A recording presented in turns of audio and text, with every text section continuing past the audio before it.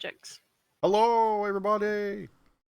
Holy crap, 9 people here already. We've only just hit the intro. Nick. Hi, everybody. Welcome. The Blue Jay, what's up? My name's Evldoa. We are here for Dungeons & Dragons again for another Sunday. We've got a few things to talk about before we get started, because we've got one player not here. Okay, it's late. I'm upset. Bloody late. It's terrible. So we'll have to just talk crap for a bit, just till he gets here. First things first, those that weren't here during the week, you missed out on some pretty cool stuff. We're going to come over here and grab this dude. I spent Friday night painting this guy. We finished him off over the last 3 or 4 weeks on stream. Every Friday night we'd been doing some mini painting. So we have completed the King of Hell. I made some adjustments from Friday. So those that were here Friday, you'll remember that his wings, the inside of his wings, were not that color when we finished. But I didn't like the original finish, so I redid the inside of his wings in a burnt orange with a sort of dark flesh wash, just to give it a slightly different color. And we redid his eyes in orange instead of red, and a few other bits and pieces, just a touch up. But it actually turned out a lot better than I had expected. There is a photo up on the Twitter and on the Instagram. So if you're not following my socials, make sure you do that, and remember to tweet out the tweets, retweet if you can, because any growth is good growth. Speaking of which, I better tweet that we're live. Just did. So remember to retweet those tweets that come up on the Twitter and any Instagram stuff as well. Like and share, all that sort of stuff. Check out the YouTube. We are 17 follows away from getting our custom URL. So we need, subs, sorry. So we need all the subs we can get over there. If you haven't already subbed to the YouTube, please do. Like and comment on those videos. We've had the next lot of clip videos will go up, we had another clip from the D&D from last week where Fiala broke character to tell the chat off. So that clip made it into the top clips this week, and a whole bunch of execution clips from the Call of Duty, which I enjoy executing people in that game. It's a lot of fun. So is it Chet's job to try and break characters for us? Is it well, I mean, if the chat can make the characters break, then that's a pretty cool thing. You guys did well last week. Yes, so Fiala did break character and told the chat off because of Het and Fiala's conversation was getting a bit racy, so the chat thought. Looks like Mr. Alessandros has finally showed up. Nah.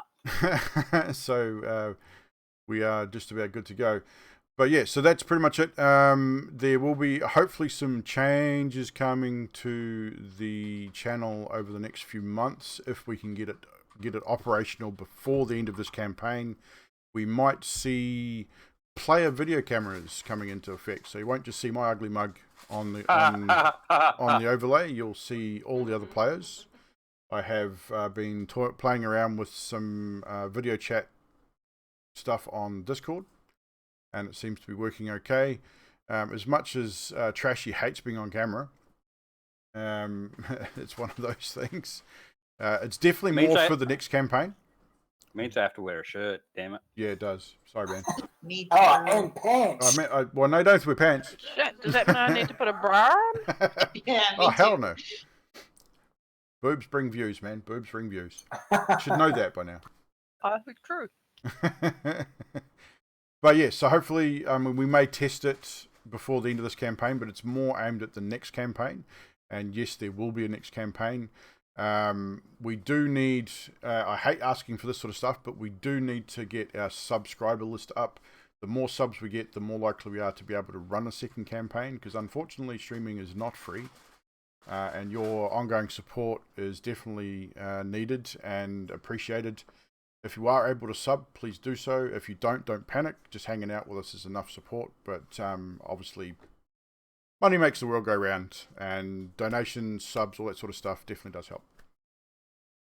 So now the advertising's out of the way and me begging for money is done, which I hate doing, but it has to be done, unfortunately.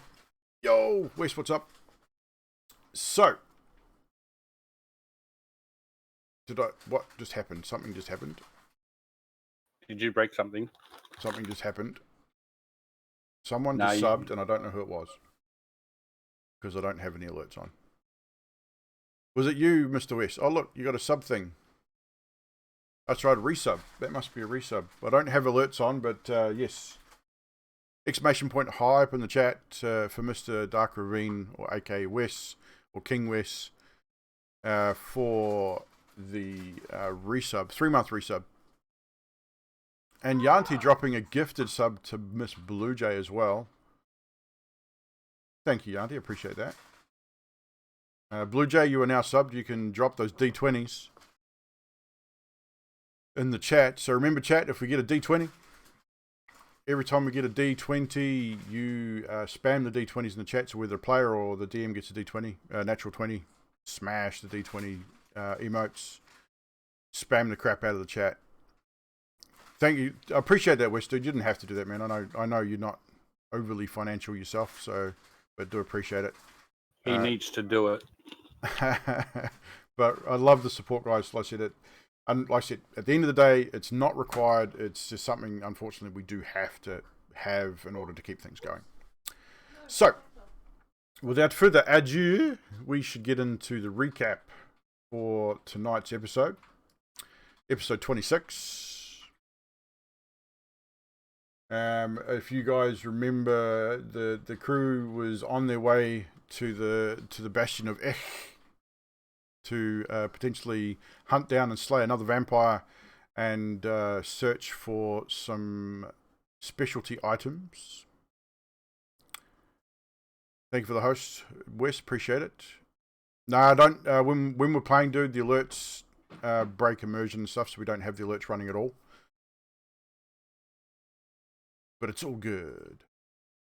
So, you returned to the Arcanist and spoke to Thorfinn about what happened to Nemaris. After a long discussion, Alessandros was outed as the last of a long line of assassins tasked with the destruction of all dragons.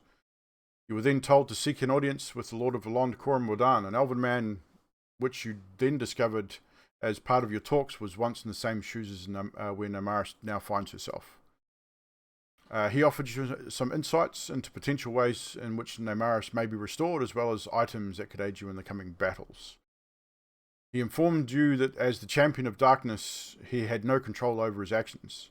Inari then asked to accompany the Lions on their quest.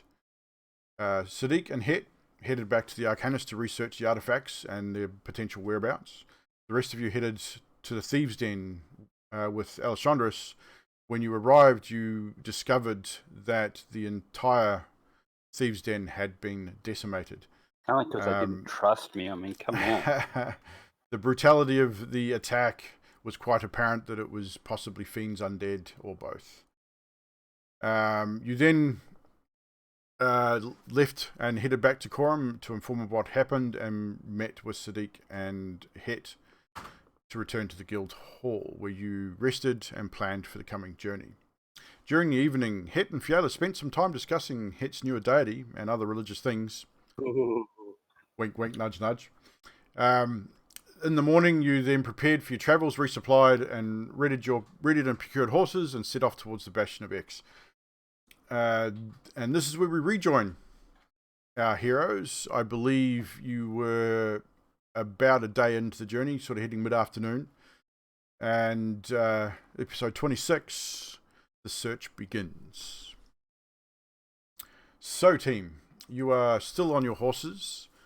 The order, I believe, had Inari and Sadiq out in the front. I think Alessandros was in the rear, Fiala and Het in the middle somewhere. And you were mid-afternoon on your travels, heading in the direction of the Bastion. You probably, I'd say, around 4:30, 5 o'clock. So you probably got another 3 or 4 hours of daylight before you definitely need to make camp, break and make camp. So what are you doing? gonna nudge up to where Anari is. Orbazm with the sub as well. Turbo. And talk to her if I could. Anari. Mhm. I just wanted to apologize because I haven't been very welcoming, and it really is nice to have another elf to talk to in the party. Oh, that's fine. You guys have had a lot going on. Yeah, a little bit.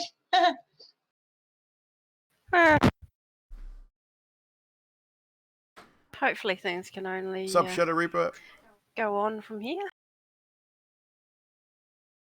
So we don't know anything about the Emerald Enclave. I just got this medallion of a stag. Do we have meetings or anything? I don't, know much. The committee has the occasional meet-up. And then there's the general meeting, maybe once a year. You'll get an invite when it's on. I don't care, you didn't tell me. It's not canon. I'm winging it! What you do tell Fiala is that the Enclave, while reasonably secretive, is they don't have meetings as such, but generally if something happens, certain members are called on to complete specific tasks. And like as you have been tasked to join the crew and aid them in trying to keep the balance between, obviously the whole balance between good, evil, nature, all that sort of stuff within the realms because of what's currently happening. Normally, once you join the Enclave, you are almost honor bound to keep that balance around in your general area. So wherever you're from, you try and do the right thing. You try and keep the balance of nature. If something's not right, then you try and put it right, kind of thing. What he said. I think I can do that. And I just kind of fall back a little, I guess, and let them scout ahead. I just kind of look over my shoulder and say, we do have the odd get together now and again. I wink at her like, gotcha.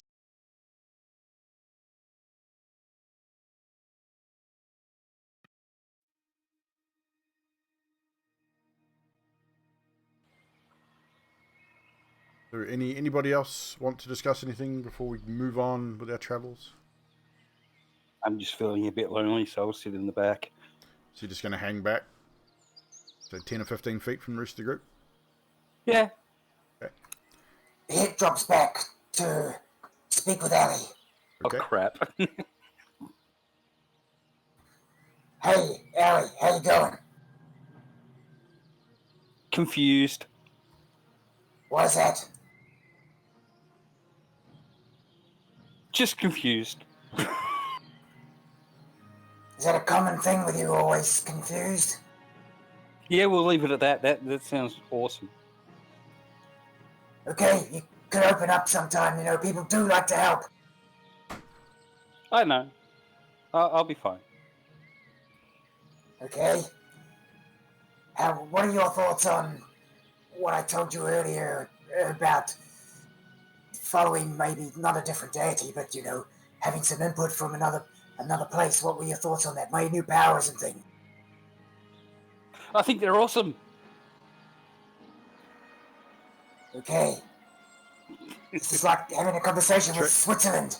I shall Trash is a little, head back over to little the theater. nervous, I think, but You're welcome. we'll get there. We'll get there.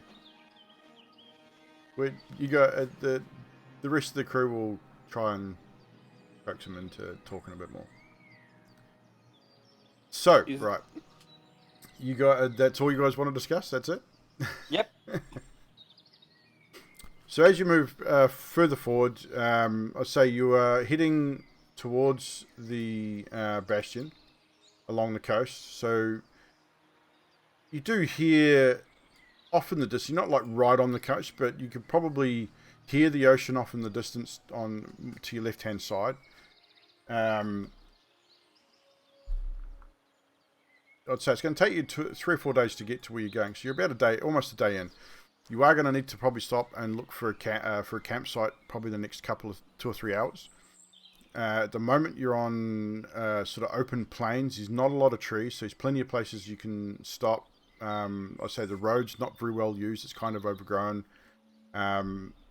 So you can just about stop anywhere at any time and break for camp for the evening when the evening comes. It's a relatively fine day. The sun is sort of low in the sky. It's starting to get to that point where you can see it's probably getting on around 5 o'clock. It's really starting to sort of shift into that sort of orangey colour now of the late evening, and you know, with the next 2 or 3 hours, it's going to shift to the purples and that towards sunset. A little bit of cloud in the sky. You can still hear a few birds and things, a few sort of animals off in the distance. But generally a quiet, calm day. Do you guys want to search for a campsite within the next hour or so? Or do you want to push on? I recommend make camp. Sounds good. Yeah. You guys have done. I was gonna make you make survival checks to find camp, but you guys have done this often enough. You've been out adventuring now for several months. You know where a good campsite is. You've got water. You've got supplies. You've got your tents.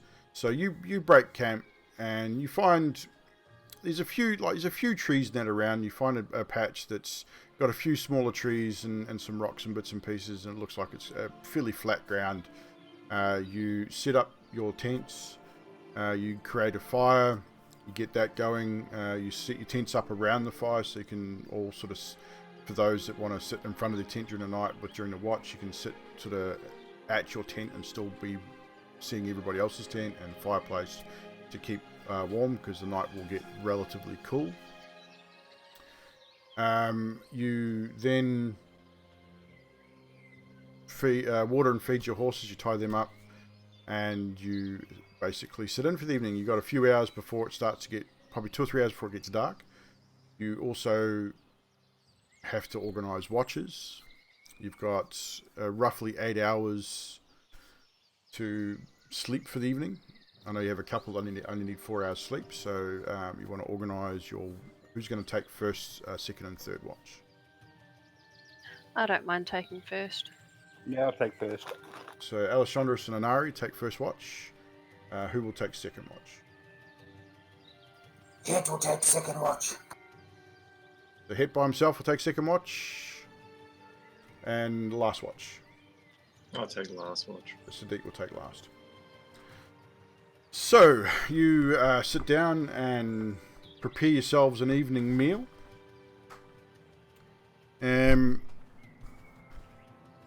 Is there anything you guys want to discuss as a group while you're eating before everyone turns in?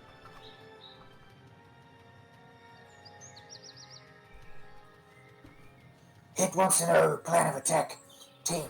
Sadiq, what are you thinking when we get to our destination?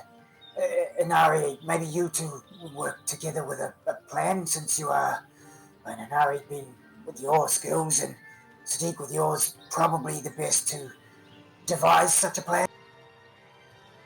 Well, I don't know what we're exactly getting into yet.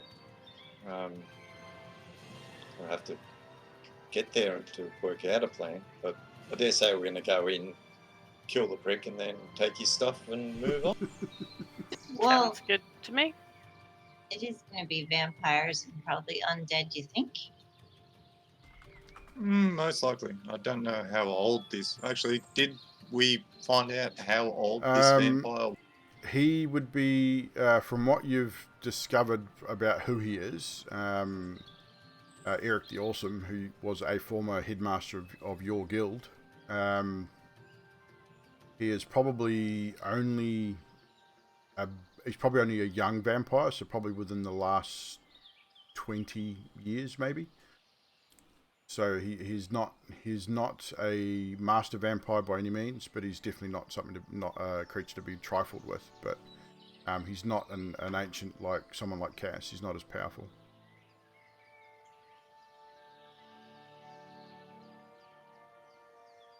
We should be able to smite him fairly easily then.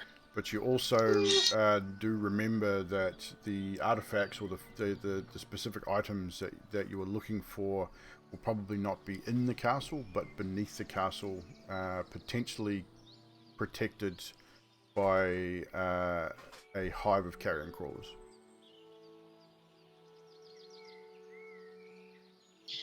From what we know, vampires cannot. They don't. They're. Are they immune to poison, Sadiq, or anyone? Yes. I believe so. Sadiq, what was this vampire's name again? Something awesome. Eric the Awesome. Everything is awesome.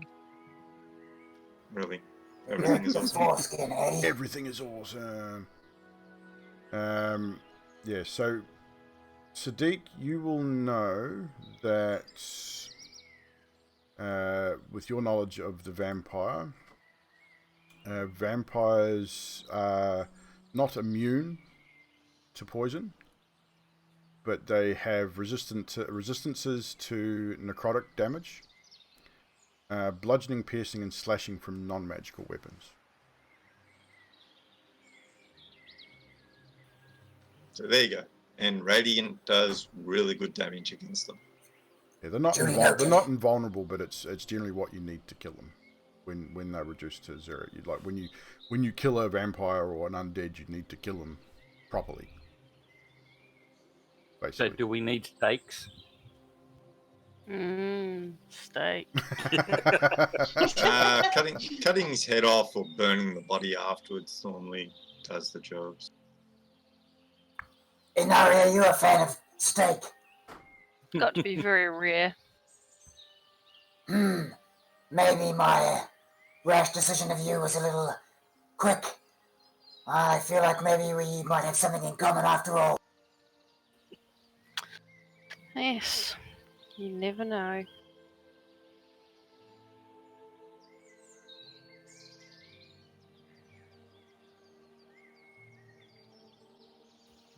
Do you have any steak? Do you have any steak? No, I'd have to go and hunt it. I could hunt some. I could go and hunt something. You could make if you want to go hunt something. Make a survival check with advantage, because you are in your favourite on the outskirts of your favourite terrain. So we'll make it with advantage.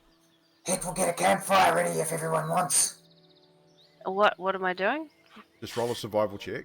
So plus with advantage. So roll d20, take the highest, and add your proficiency.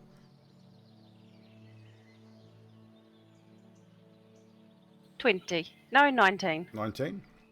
So with a 19, yeah, you spend about 25 minutes, half hour, you walk about sort of 500 yards away from the camp, and you find some tracks. You track it for about 45 minutes, and then quite easily you track down and kill a young stag, a young buck, probably 8 or 9 point stags. It's not huge, but it's not smaller. More than enough to feed all of you for probably the next two to 3 days. You take what you need. You are able to skin it and strip the meat out. You can keep the hide if you wished for salting and tanning later or selling. That might be a good idea. Yep. And I will say that you are able to carry 35 pounds of venison. Wow. That's a lot of venison. So you can butcher it right there, so you can cut it into steaks and portion sizes. So let's say that gives you, if it's out portioned into ration sizes, probably 20 rations. So enough for 20 days worth of rationing between the group. Marvellous. So that will work nicely. So just add it as 20 rations and just put a note with it that it's venison. That's a lot of meat, definitely. That's a lot. I think I need to perhaps kind of hand it out between the group. Yeah, you can hand it out. You can, if you have salt on you, you can salt it. Would probably pay to hang Like if you took it in as a leg and some back stakes and stuff, you could probably hang it at the camp That'd be a good idea. for overnight anyway, which would help the drying process. Smoke a little bit of it Yeah, over the fire. You can do that. Obviously, going to have some of it raw or rare. Rare, yep. Rare. So it takes you about an hour and a half. So about an hour and a half. So by the time you get back, it's going to be right on dusk. But you come back, and the team as Inari returns, she returns with a decent portion of meat. You're reasonably impressed with the amount of meat she's able to bring back. Wow, Inari, I am reasonably impressed with that amount of meat you were able to bring back. I just hand him a leg. It's General Norman. Nice. So Het noms down on his venison leg. The rest of you, you eat, drink. Any other discussions to be had before turn-in?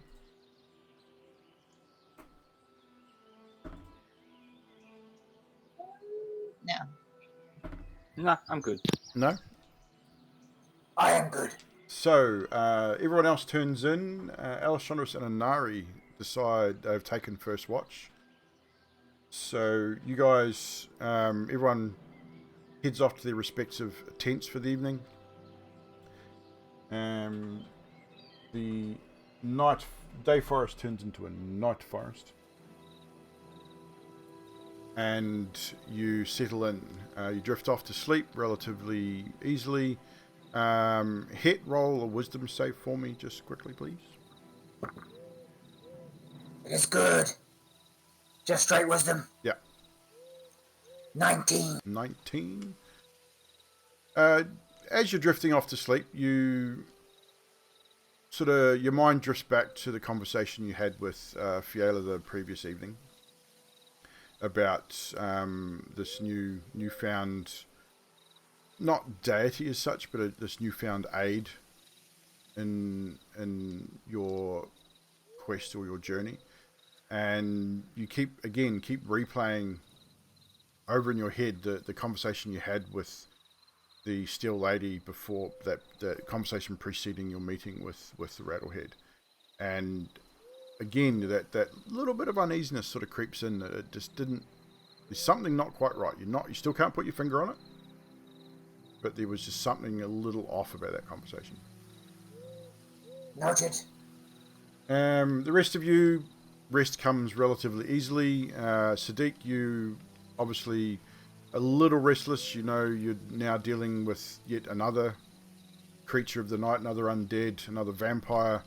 Fiend. So you generally, while you get a full night's rest, you are very aware of your surroundings and are generally a lot more alert than you would normally be otherwise. Right, our players on watch, Inari and Alessandros. Inari, you have dark vision, yes? I do. Out to 90 feet. Alessandros, you have your goggles. Goggle. You have light of the fire, which is not burning brightly, but you've got probably 20 feet worth of light directly around the campsite, and another 10 feet of sort of dim light for another 10 feet out around there. Both of you roll a perception check, please. Inari with advantage because of your 90 feet dark vision.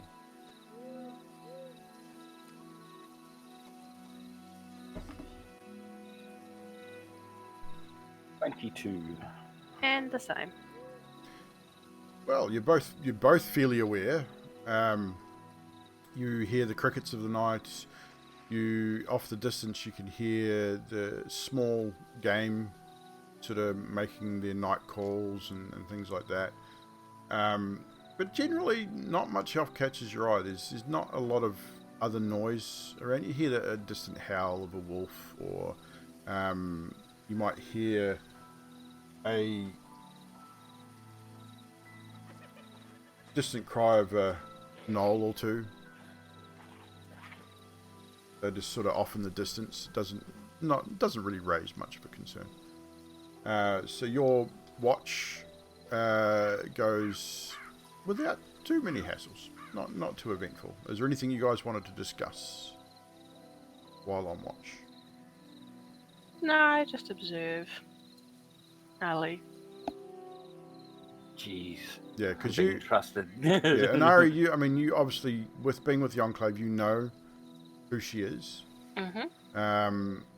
You now know of her lineage as well, even though you probably knew most of that already. You're now 100% certain with what Thorfinn is exposed. You also know that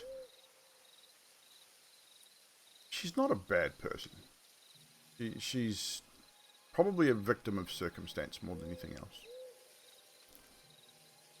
But she also has a weird understanding and weird way of looking at death and other things of that nature. So she's definitely not typical when it comes to most people.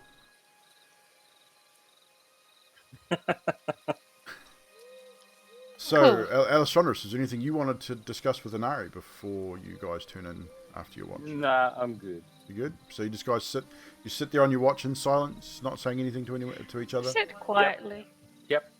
Okay. Your watch comes to an end without any incident. You wake Het for his watch, and you both turn in for the evening.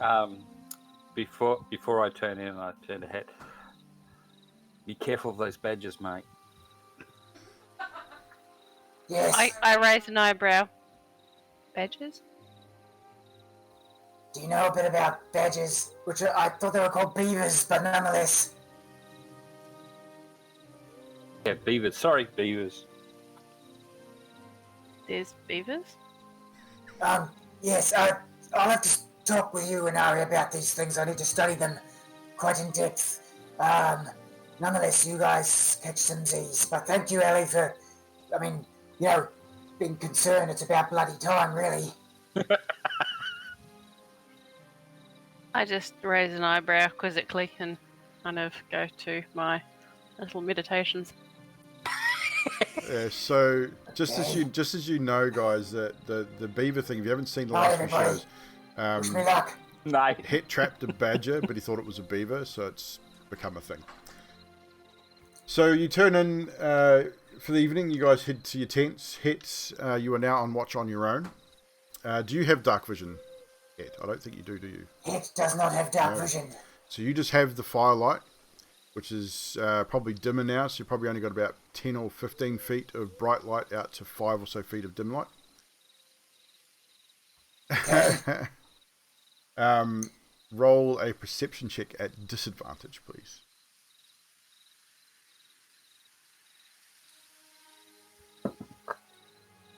Alright, I got the same score on both dice, so it is totaling. Come on. 16. 16. And with that, you sort of you're looking around, and you're definitely doing. You sort of every now and again you get up and take a walk around the perimeter of the camp, just on the edge of that light. And again, you hear off in the distance the sound of a sound you know very well. Sounds like. Oh, that's Knoll talk. Yeah, you know the sound very, very well. The gnolls are very prevalent in your part of the world. You know that they're raiders. You know that they generally will attack camps, raiding, killing them, stealing anything, potentially eating their victims as well. They are carnivorous beings, scavengers, and you can hear them, and they sound like they're probably maybe 100 and 150 feet away from the camp, but it sounds like they're getting closer. Okay. Now Het puts the light spell on his loot. He just quietly, because he doesn't want to wake anyone up, he just does his little thing. casts the light spell on his lute and just does a like an aerial walk of the camp, but without leaving the sight of the crew. And as you do that, that sound of the gnolls gets progressively louder. And what you can hear now is that, again, that lead, you can hear a lead voice come through. Sounds like he's barking orders at a potential raiding party. And you can hear the cracking of branches and the rustling of bushes, and you can definitely hear them getting closer to where you are. Okay, Hick goes back to the crew. He looks at all of them lying on the ground sleeping. He goes over to Sadiq and he shakes Sadiq very carefully. I'll wake up to it and say, oh, yeah, it's my turn already. No, it's only a few hours in, but I'm hearing these. I know 100% this noise is gnolls, and I just want to see what you think of the distance of them. You probably have a bit more experience with battle than I do. Sorry to wake you up early, but I need you to check with me. All right. Yeah, as you sort of wake up, sort of rub your eyes and wake up, you hear the gnolls, and now they're probably within 80 feet of the camp. They're definitely getting closer. They're moving in almost a semicircle kind of. You can hear them on both sort of north and south sides. They're definitely moving closer. Do you think they're drawn to our light? Should we drop the campfire out? I think it's a bit late for that. I think we need to wake everyone else up and get ready for battle. Okay, crew, wake up. And Hick sort of kicks a couple of the crew lightly, not terribly, just lightly. So you go from tent to tent and wake everybody up. How far into the watch is this? It's probably only an hour, maybe an hour or two into Het's watch. So you're probably halfway through the night now, because your guys' watch was 2 or 3 hours. Each watch is going to be sort of 2 to 3 hours long. So probably about halfway through his watch. Yeah, so Hick goes tent to tent and wakes everyone up. And as you wake everyone up, and everyone else, as you waken, you hear what everyone else is hearing. You hear the gnolls sort of crash. They're not being stealthy about it. They're literally just crashing through the brush. They're cackling. You can hear the leader sort of sounds like he's barking orders at these dudes, and it's coming from not all around you, but it's definitely in multiple directions. Sorry team, I hate to wake everyone up this early, but we have something incoming. Be prepared, get ready. Everyone get your gear. I hope you're wearing armor. Fiela. Inari, come on. Get with it. Oh, I'm awake. Getting up. And with that, can I get everyone to roll initiative, please?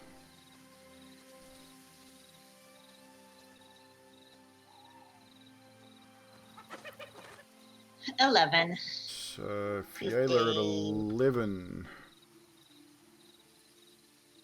Alessandros. 21. 21. Hit. 16. 16. Inari. 15. 15. And Sadiq. 15 as well. 15 as well. So Inari and Sadiq, who's got, what's your dexterity? Not the modifier, your actual dexterity. +3. No, not your modifier, your dexterity. 17. Sadiq, Mine's 14, so... Inari, you'll go first. Alright. It's a good actually. It's actually put you in. If I go this way, let me. Nope, it'll just remove you. I was trying to put in 15.5, but it won't let me. Nah, just put it down as 16 instead. It's already at 16. I'll put you down at 15, but Inari, you'll go before Sadiq. Sweet. So, as you guys prepare yourselves for battle, we will switch to the battle map. Boom, there we are. So you guys are now sort of awakened. Het was around the campfire, he's woken everybody up. Sadiq's out. We're all outside the front of your tents. You can't see anything as yet, but we're going to put these guys on the board.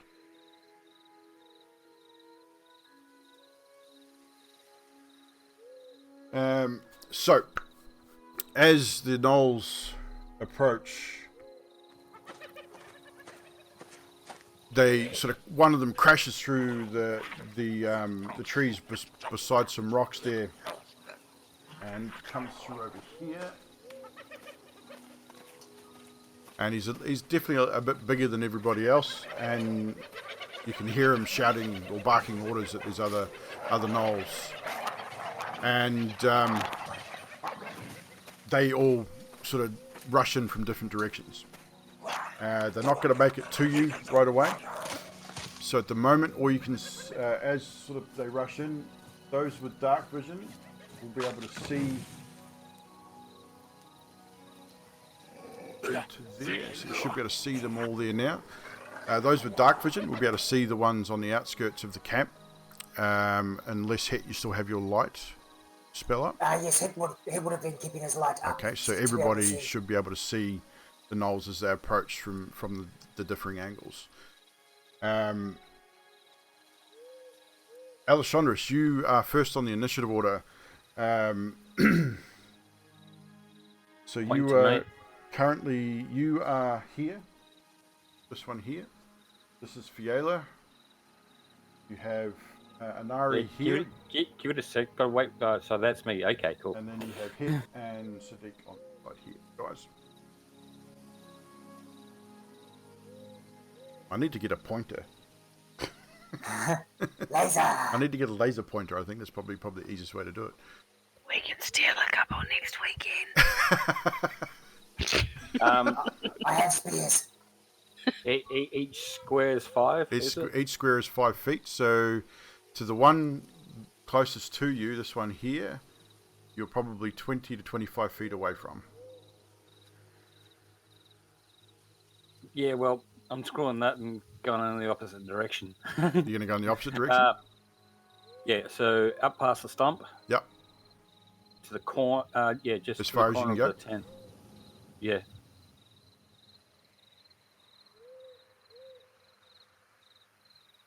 And stealth. Roll for stealth.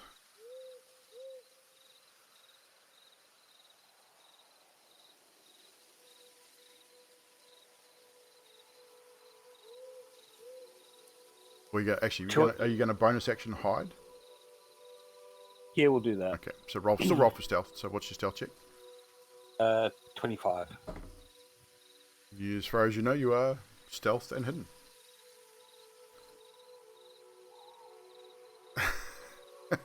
So the gnolls is their turn next. So they will continue to rush in from all sides.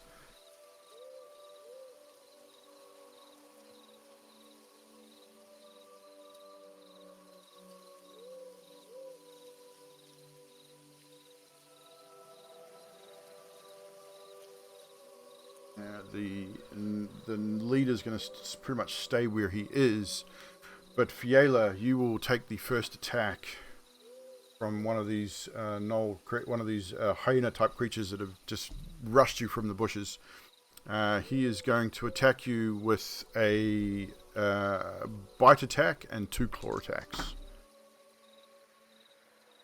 One is a critical fail. The bite attack's a critical fail. 1 claw hits you with a 21, and the other one is a natural 20. Rolled that straight off the first roll. How's that? Ooh. So the first one will do 7 points of slashing damage, and the critical will do 17 points of slashing damage, so for a total of 24. Natural 20, guys. Spam those 20s. Yeah, I agree, Nutty. The second Knoll will attack Inari. Again, with a bite and 2 claw attacks. With a 17, a 24, and a 15. The 2017 24 hit. 17, 24, so two hits. So you'll take 20 points of...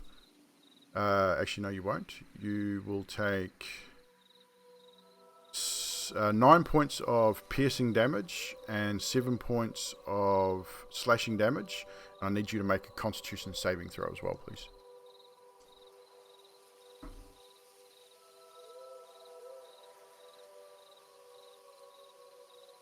$14. As the creature bites down on, just sort of bites down on the top of your shoulder, and you sort of wince in pain, and you feel something in the wound. It stings a little bit extra than normally should, but you seem to fight it off, and not much sort of comes of it. But it definitely hurt a lot more than you expected. And the breath of this creature, it stinks. It's really rancid. With that. That will be the Knoll's turn. I don't think any of them can attack. No, they cannot. So, Hit, you are up, and Stick, you're on board after that. Hit has one question. Yes. Did we rest any time before this point? I can't remember. Yes, you did. Must have. Okay, I haven't reset my anything, so I'll just do that. Yeah, you guys had a long rest before you started your journey. So. Okay, Hit is going to pull up his symbol of the Steel Lady on the loot, and he's going to say, "United we stand under the Steel Lady." And he casts Bless at 3rd level on everyone within 30 feet, which I think is the entire team looking at that. I believe you are correct. I forgot to have my things ready. But I have it all on hand. So team, just so you know, that's whenever you make attack or an attack roll or saving throw, you get to add a D4 to that. So you can do it every time, it doesn't matter, you can just use it. Use it while you are blessed. And Hit is also concentrating on that spell. Correct. Hit will then move back 5, 10, 15 by the stump in front of Ellie, which he doesn't know that Ellie's there.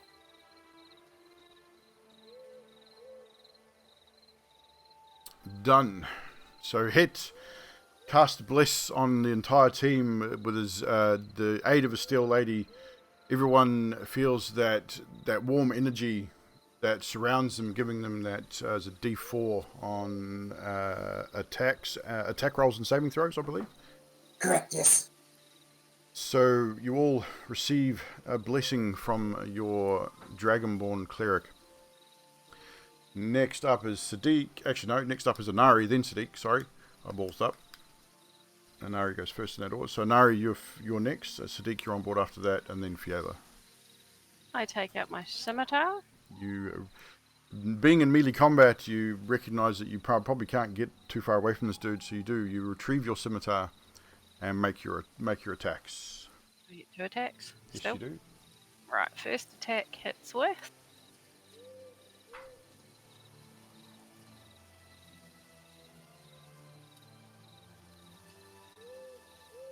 23 to hit. That definitely hits. Roll your damage. 6. 6 points of slashing damage. To what's that one? That's Knoll number 2. Oh, crit! Crit hit with my second Another attack. natural 20 on the second attack, guys. Let's get some D20s in the chat. So that makes it 28 to hit. That hits. I'm pretty sure that hits pretty good.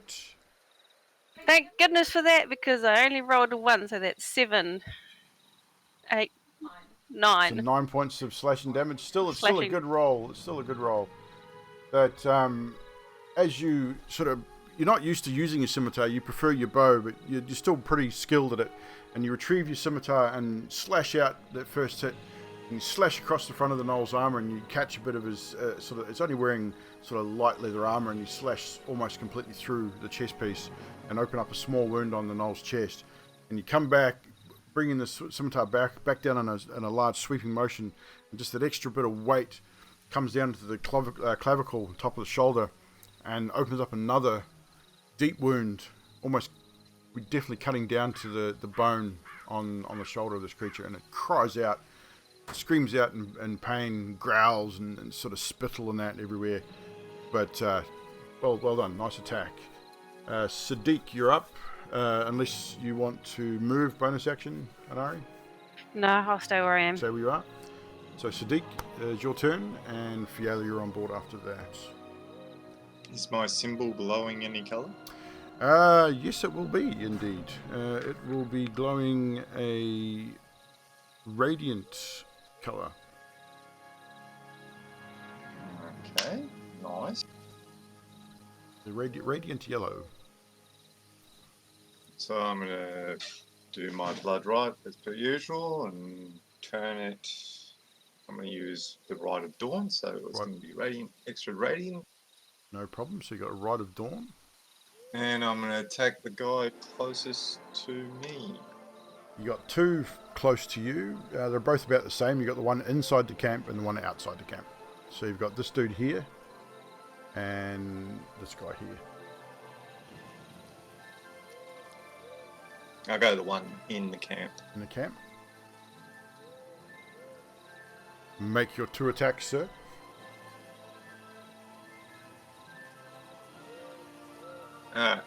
First attack is a dirty 20. That does hit.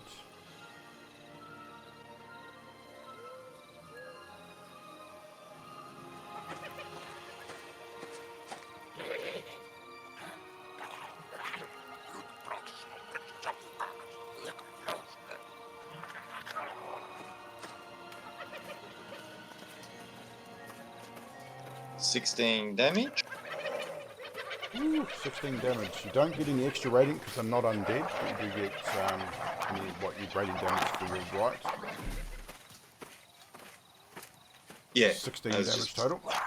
Yeah, it's only one of the D6s from that. So it's down to that. And your second attack?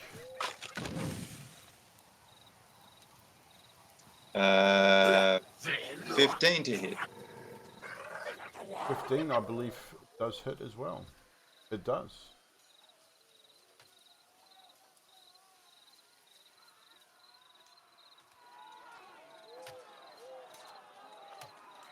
And 19 damage. Ooh, well done. Jesus.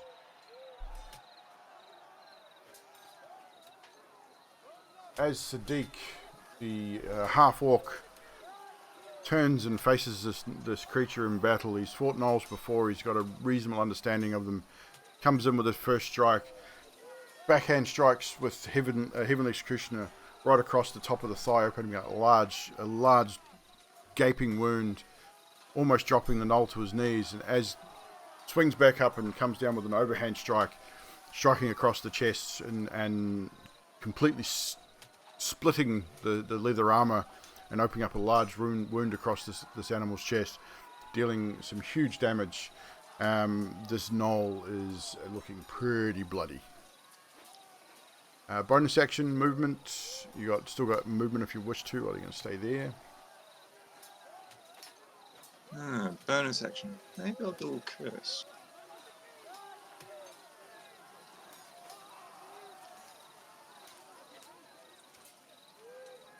Nah, that'll be it. That'll be it. So with that, you're engaged in combat with that foul creature. Fiala, you are up, and Alessandros, you are on next.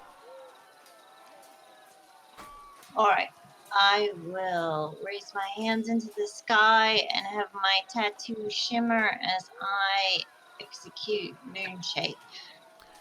Ooh, this is something It's not time. you guys have not seen before.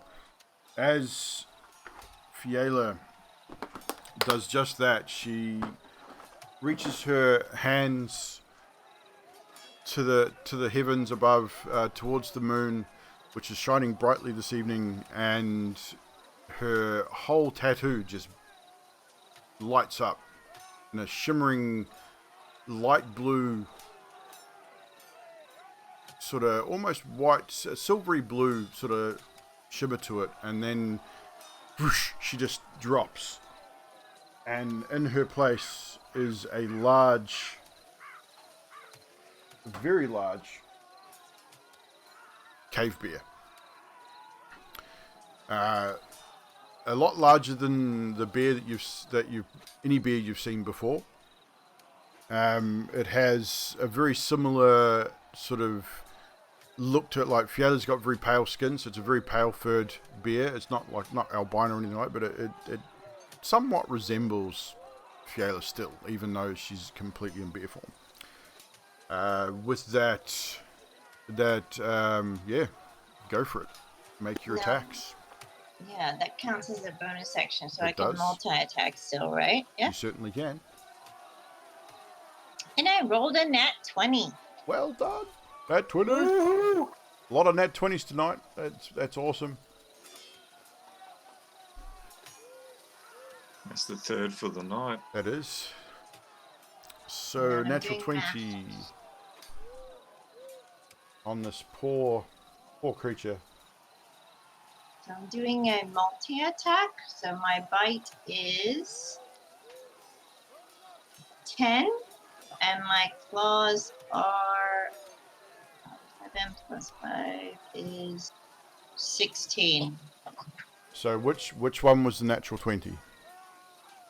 The 10. Okay, so remember, what's your multi-attack? Is it 2 attacks or 3?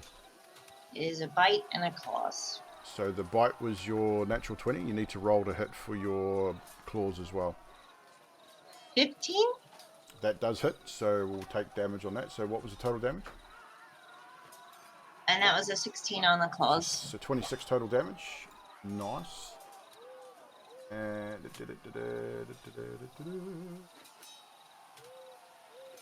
yeah, so as you shift your shape and transform into this giant bear, the gnoll that sort of rolled into combat with you turns and sort of does a double take almost, and then just growls and sort of bears down as you raise up on your hind legs, slash down with your claws, and as you sort of almost knock it to its feet, to its knees with that one swipe of your claws, you then bite down with a huge maw that the bear has, opening up a massive wound. And I would say, if you wanted to, you could also actually no, we'll say it. With the bear of that size, you're also grappling this guy. You've got him now. You've held him in your mouth. Pinning him down. Oh, you held him. He's not prone. He's definitely grappled though. Which next turn, if you wanted to, you could force him prone with a strength check. But Nice. that gnoll is grappled, and I will mark him with a black ring just so we know that he is grappled and cannot move. That is your turn, Fiala. That is my turn. The Fiala bear has had her turn. Alessandros, it is now your turn. Am I within range to move up behind the leader? With Shadow Step? Or without? Yeah, either. 5, 10, 15, 20, 25. You could probably do it without, but you're definitely within range to do it. Up to you. Yeah, let's do it. Your Shadow Step? Yep, right behind him. Poof! And let's do a quick perception check here. You do get advantage on that attack, and you do get your sneak attack. He has not seen you. All right, or perceived you to be appearing behind him.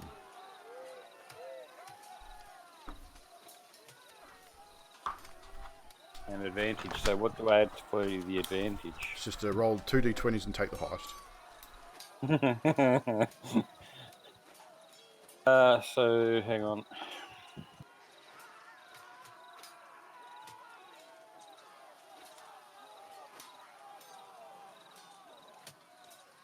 $13.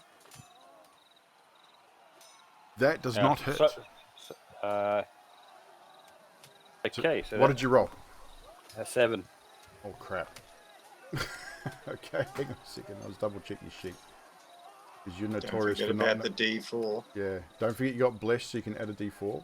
Yes, Yeah, D4. so I've got to roll D4. Yeah. 1. So your dad's a +5, so yeah, so that's 12, 13. Yeah, that misses, unfortunately. A 14. It's a +6. I'm using the Windbane. Are you using Windbane?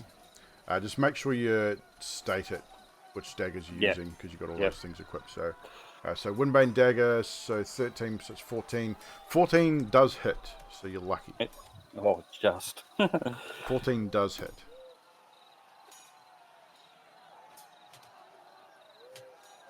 So roll your damage with the Windbane and your It's sneak attack. 5 with the Windbane and the sneak attack. 11 with the sneak So attack. 16 points of damage total.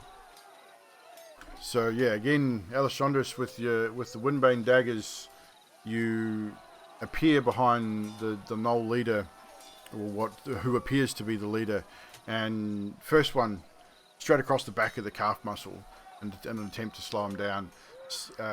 Takes a little bit of damage from there, and your second dagger you come up and in the kidneys again from behind, trying to just incapacitate him.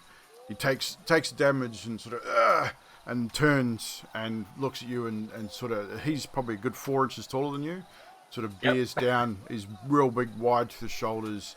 He's dark brown, the black mane, and just growls loudly right in your face, and you get that hot breath and spittle all over your face as he growls down at you.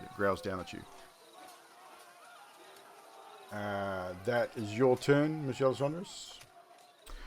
Do I have a, hang on, what is it? You have a bonus action? And actually, no, you don't. You've used your bonus action to second, as your second attack. Okay. So you have movement. Cunning action. Can I do that? A what? A cunning action.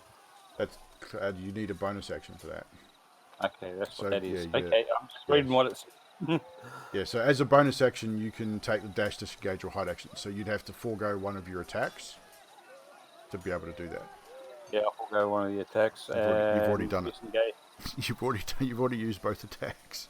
Have I? Yeah. Actually, no, you haven't. Have you No, used I offhand haven't. attack? No, you haven't. So yeah, so you can disengage with your without your second attack. Yeah, I'll disengage. So disengage, and you have full movement because you use shadow step. So do you want to disengage full 30 feet, or how far and where? Yeah, 30 feet back to where I was.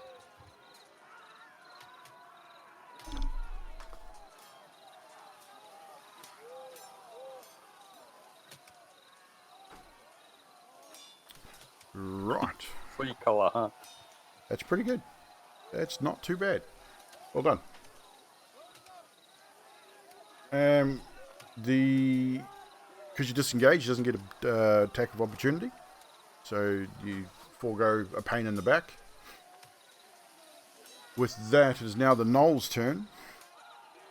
The first Knoll is going to attack the giant bear, which just savagely mauled it. He will only get... He reduces attacks to 2, which is 2 claws attack, because he's currently grappled in such a way he cannot bite you. Both 11. Holy crap. I don't think that hits. Yes, so the 11 to hit you, Fiala. 2 11s.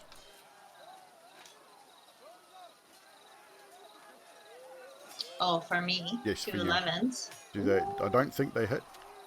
From memory? No, they don't. 16. Right, so as the Knoll sort of, he's pinned under the jaws of this bear and is just thrashing out with his claws trying to attack, and just can't find a place to get through the thick hide and fur of the bear, and is struggling. Misses both attacks. The Knoll that is now on Uinari makes his 3 attacks. 1 bite and 2 claws. One is the bite is a 21, No, it hits. so that'll be 9 points of piercing damage, and I need you to make a con save as well. One of the claw attacks was a critical fail. 4. 4, that does fail, so you also take 7 points of poison damage. So as the creature bites down into you and bites into your shoulder, you feel that piercing damage as it sort of crushing down on your bone, and then you feel that poison seep through into your bloodstream, and it's not a nice feeling. So you take a total of 16 points of damage. The second claw attack hit with a 22. Oh, So hang on. Sorry, I have to put those 16 points because I've done it. What? Not making any sense. I did the 2 as you were telling me the damage. I put them in, and then I just took another 16 points of damage. That's stupid. So I healed myself 16 points. Carry on. You didn't have to tell me that. You could have just done that off out of character. So you took 16 points of total damage from the first attack. The second attack, which did hit, you will take 10 points of slashing damage.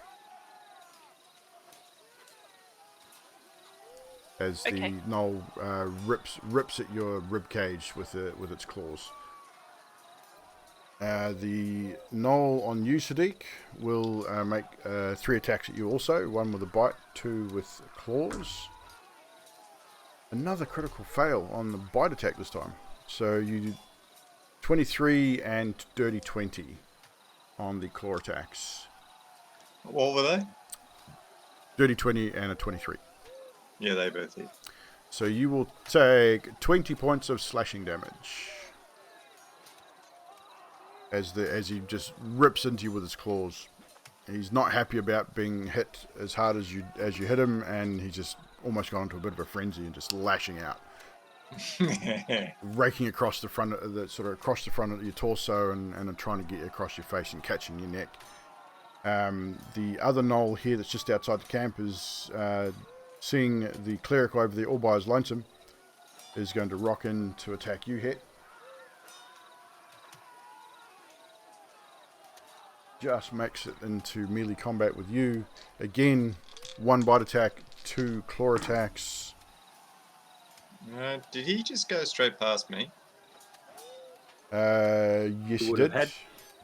But you are in combat with somebody else, and you would not have had time to react to that. Okay. Roll a perception check. We'll see if you did notice.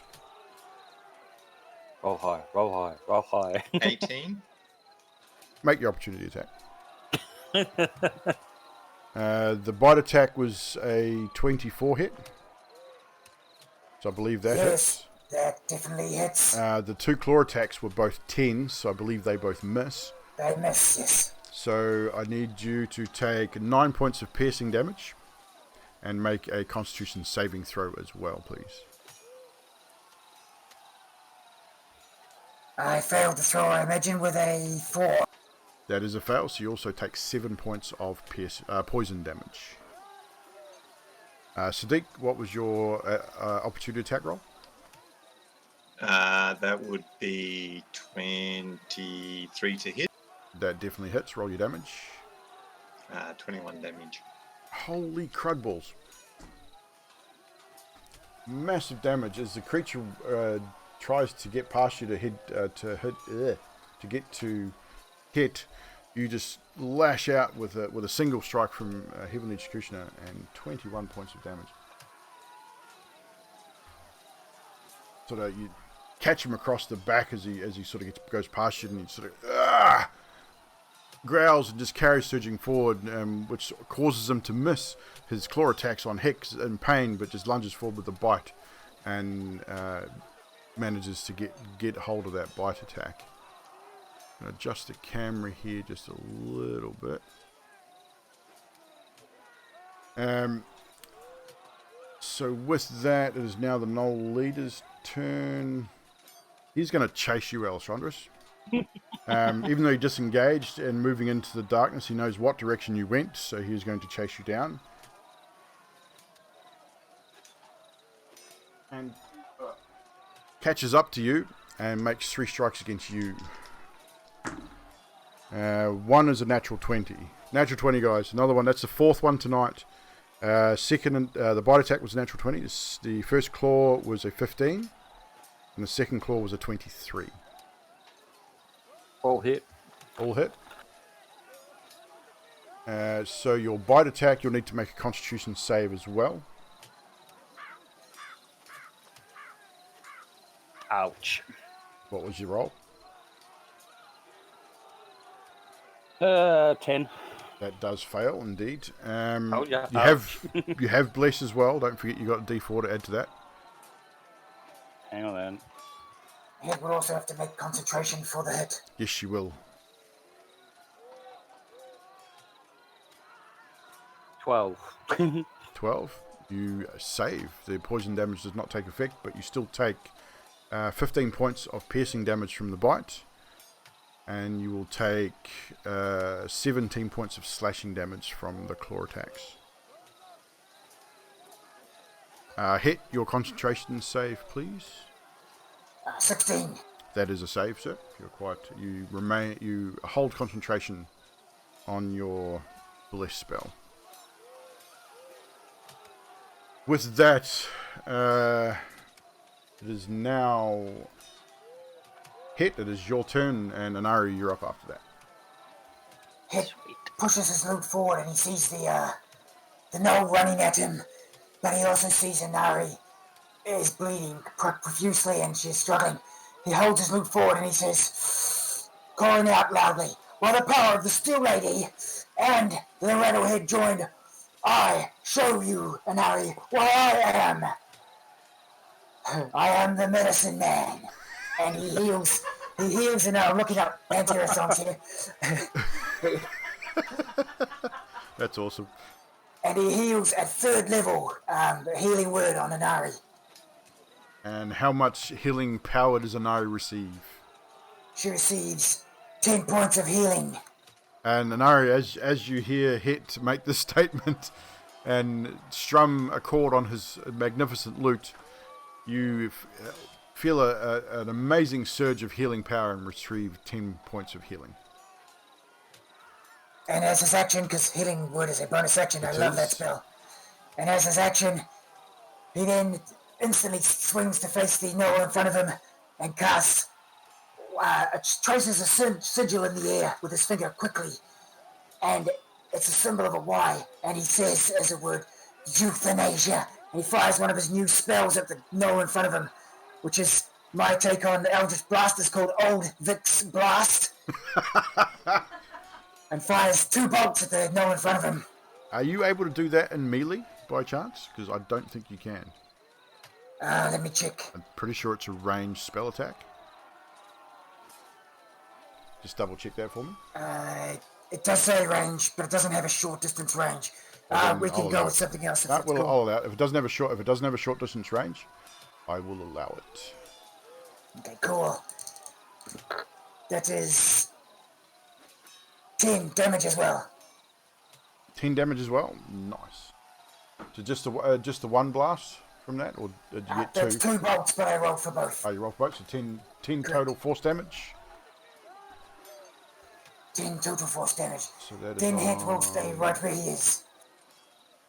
That one there. So yeah, as you do that, this gnoll sort of looks up at you as you trace the sigil in the air, and then it just gets slammed in the chest with these 2 almost ice shard looking blasts of energy, and almost gets staggered back a little bit. It just sort of shakes its head and looks at you, and again bares its teeth and growls, that hot breath and spittle sort of dribbling, and you can, and again their breath stinks. It smells like they've been eating rancid meat. It's not pleasant at all. With that, Anari, you are up, and Sadiq, you're up after that. Right, so I'm going to have another go at this gnoll that keeps taking chunks out of me. So roll your attacks with your scimitar. I shall.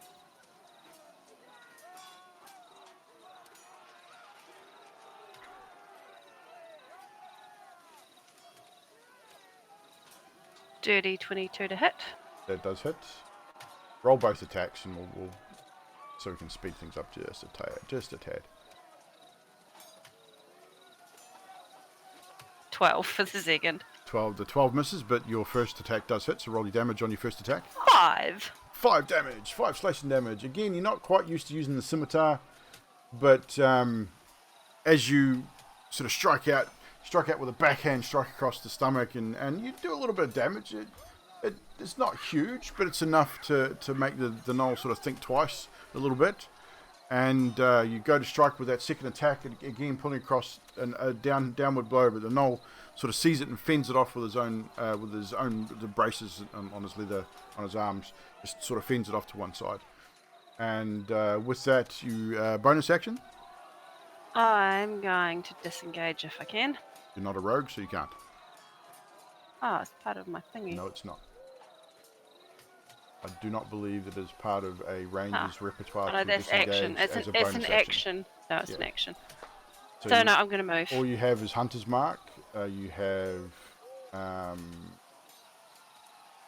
what's the other one you have? Halathorns. Hellthorns, which Yeah, is no. for both. So I can't do anything. You can move if you want, but you'll take an opportunity attack. Yeah, no, thank you. But you can cast Hunter's Mark, because that's just a hit. Doesn't have to be with a bow.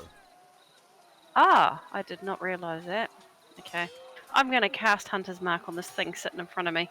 So you cast Hunter's Mark on the creature that is attacking you. You will mark with an orange marker.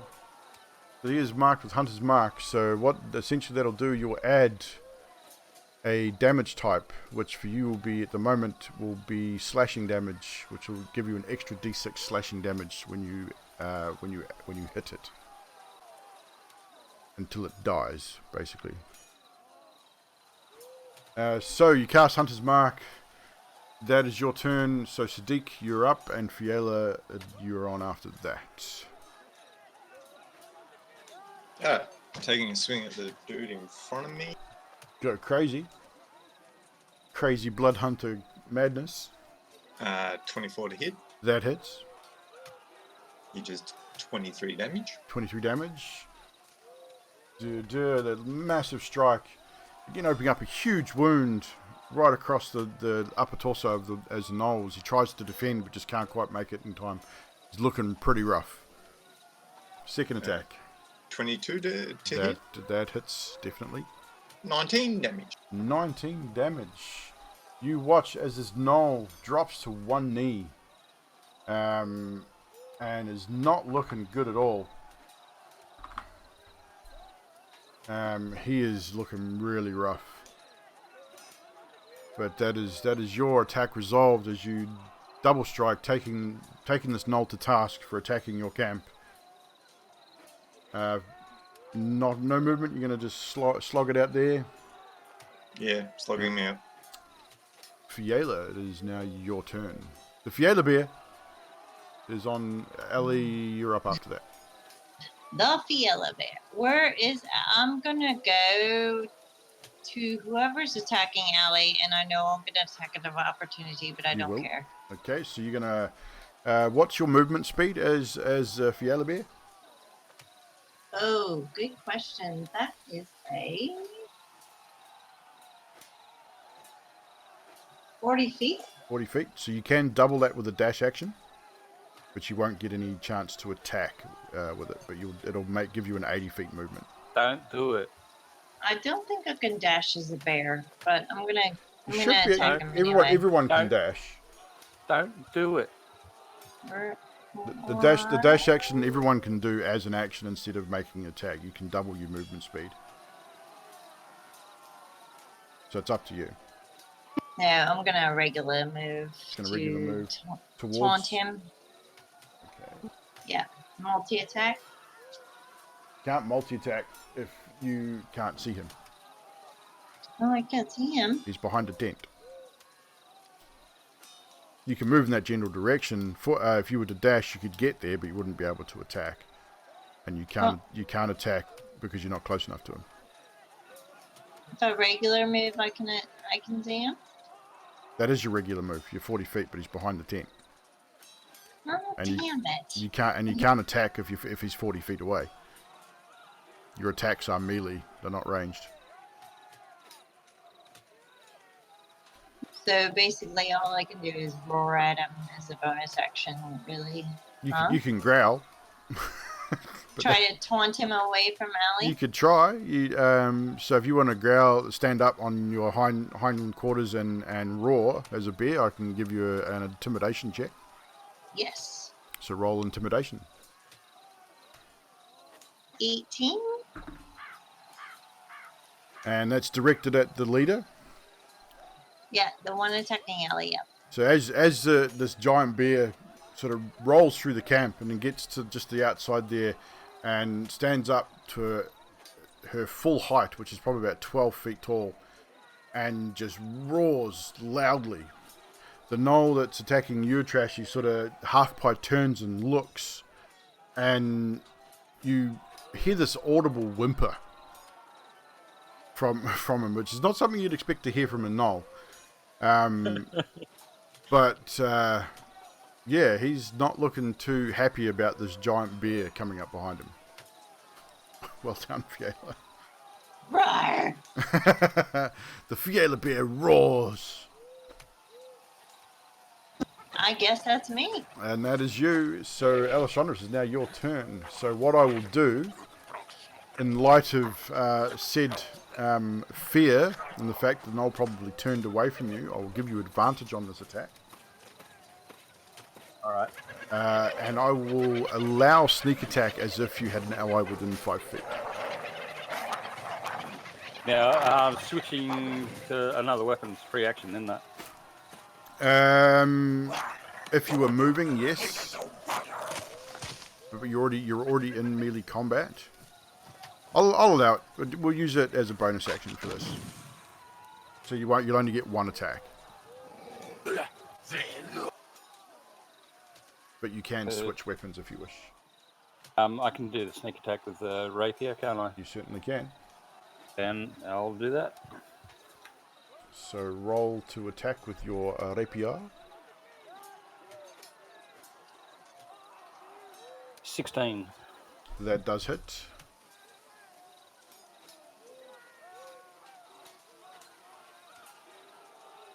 Hang on. So 1d8 like plus how- 3.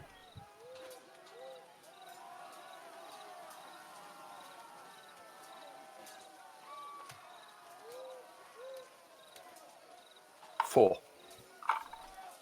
What'd you roll on your d8? 1. You rolled a 1. Dude, man, your rolls suck. Yep. And your sneak attack damage.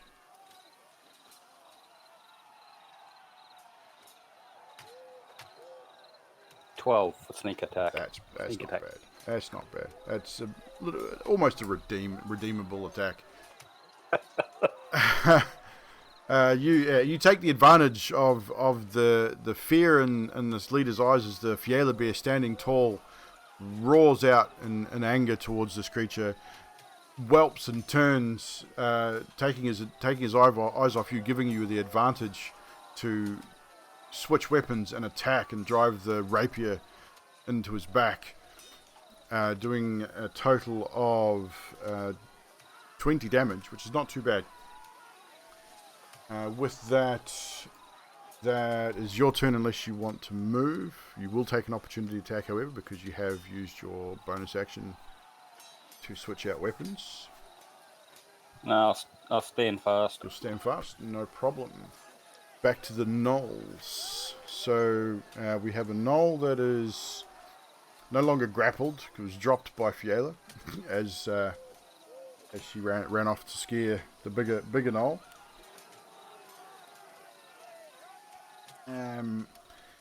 What's he gonna do? Is he gonna chase the bear or is he gonna roll into hit? Chase the bear. Chase the bear. Roll a d6. Alright guys, so we're gonna roll a d6. 1 to 3 chases the bear. 4 to 6 he attacks hit. If you can see that is a tree. So he's chasing the bear. So let's move camera there a little bit. So rocks into combat with Le Bear. 3 attacks on you, Fiala. First attack is a 13, which is the first claw attack. Natural 1 on the second claw attack. Holy crap. And a 24 on the bite attack. Well, the bite hits. So the bite hits. So you will take... what was it? 9 points of piercing damage and make a constitution saving throw for me as well, please. I'm gonna obviously fail because that's a 5. That is a 5. That is a fail. So you shall also take 7 points of poison damage. With that, Inari, 3 attacks against you. Both claws fail with a 1 and a 2. Yes. The bite attack succeeds with a 24. Crap. So you will take 9 points of piercing damage and a con save from you as well, please. 15. 15, that is a save. You do not take the poison damage. Been a few nat ones tonight too, guys. I might have to, next emote, if we can get to 35 subs, we get another emote, which will be a nat 1 dice. Next one, hit, 3 attacks. Oh, both claws fail, 2 and a 4. Holy crap. But the bite succeeds on a 23. I succeed. So 9 points of piercing damage and a con save from you. Con save is 12. That is a success. You do not suffer from the poison that is injected from the bite of these gnolls. And Sadiq. God, 11, 12 from the claws. They both fail, I believe. Yep. And a 19 from the bite attack. That's a hit. So that's 9 points of piercing damage to you also, and a con save as well.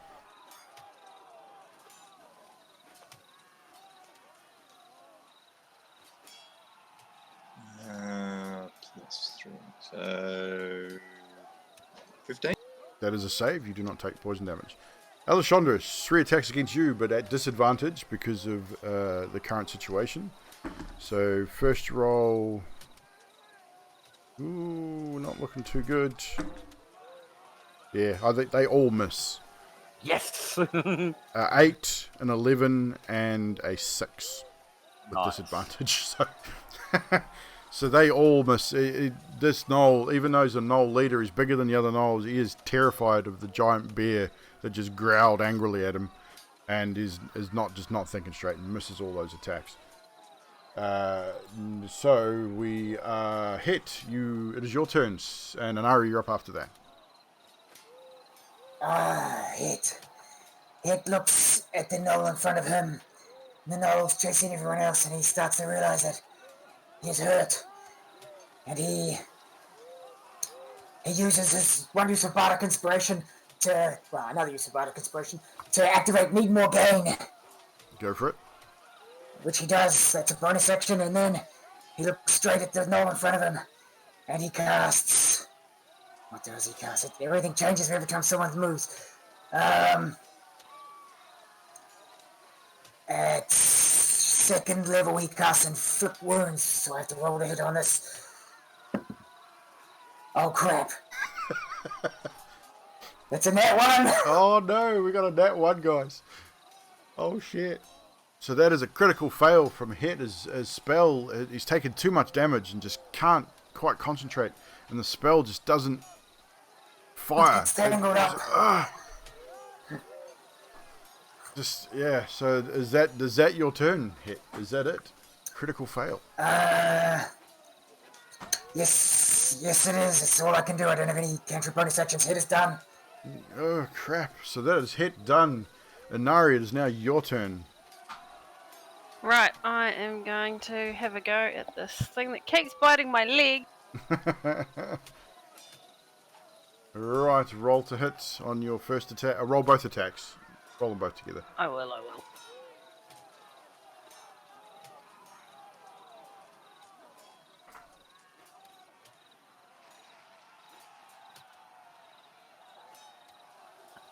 That's a 26 for the first. Yep, that hits. And the second?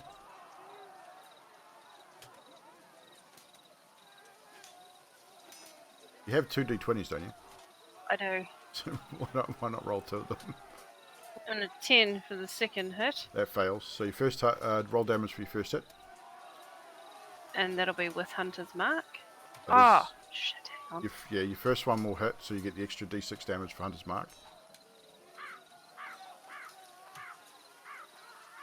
But it's only on your first hit. It's not on every hit, as far as I remember. That's whenever you hit it with a weapon attack.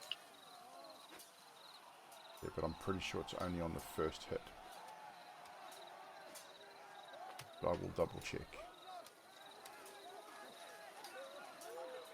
9. 9 10. point. You sure? Yeah. You're gonna get in trouble, lady. Why? Because I keep telling you to study up your character, and you keep refusing to do it. I refuse to do it. Did you do it when I asked you today? I was doing stuff with the kid. No, you weren't. Let's double check Hunter's Mark here, just to be so more to clarify for me, because I don't run a ranger. The within range, you acquire until the spell ends, you deal an extra d6 damage to a target whenever you hit it with a weapon attack. Okay, so it is on every attack. So that 9 damage, was that with Hunter's Mark?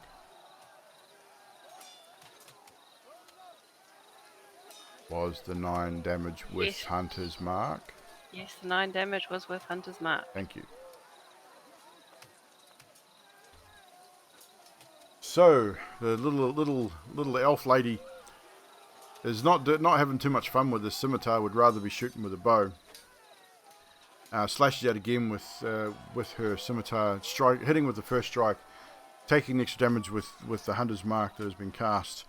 Missing again with that second attack. Just not quite liking this whole melee thing. She's really not in her element, but does reasonable damage. You'll hear the odd "Arr!" With that, that is an Ari's turn. Sadiq, it is now your turn with the Fiala bear up after that. Okay. Taking the guy next to me for a 24. That does a hit indeed. 20 damage. And as you strike forth, the creature drops, eyes roll back in his head, and drops dead at your feet. Awesome. Now move over to the one that's near hit and attack that one for... Roland, I'll give you 22. advantage on the attack as well because you're flanking. Not that you probably need it, but 22 to hit. that hits. 26 damage. 26 damage. And yeah, with that, the gnoll cries out in absolute agony as you slash across its back with Heavenly Executioner, dealing flame damage and well, no, not flame damage, radiant damage with the Rite of Dawn. And with that, he's going to turn and face you instead of facing hit. With that massive amount of damage in one strike, he is now more concerned with you. So that is your turn. Correct. Fiala bear. Yes. And Ali, you're up after that. I'm going to move to who's attacking hit and take any opportunity attacks. You're going to rock around, probably come around this side. You'll take that opportunity attack, it'll be a single attack, which fails with an 11. The gnoll sort of gets you, as you go to move, he sort of bites out at you and just misjudges and completely misses as you move into the gnoll attacking hit. Make your attacks. So 2 attacks, 1 bite, 1 claw. Roll to hit. First is a 17 That hits. with only a 6 for the bite. So the bite misses. Was that the damage or the roll? Hit roll. And the That was the damage, the 6. Okay. So now roll to hit for your claw. 15? That does hit.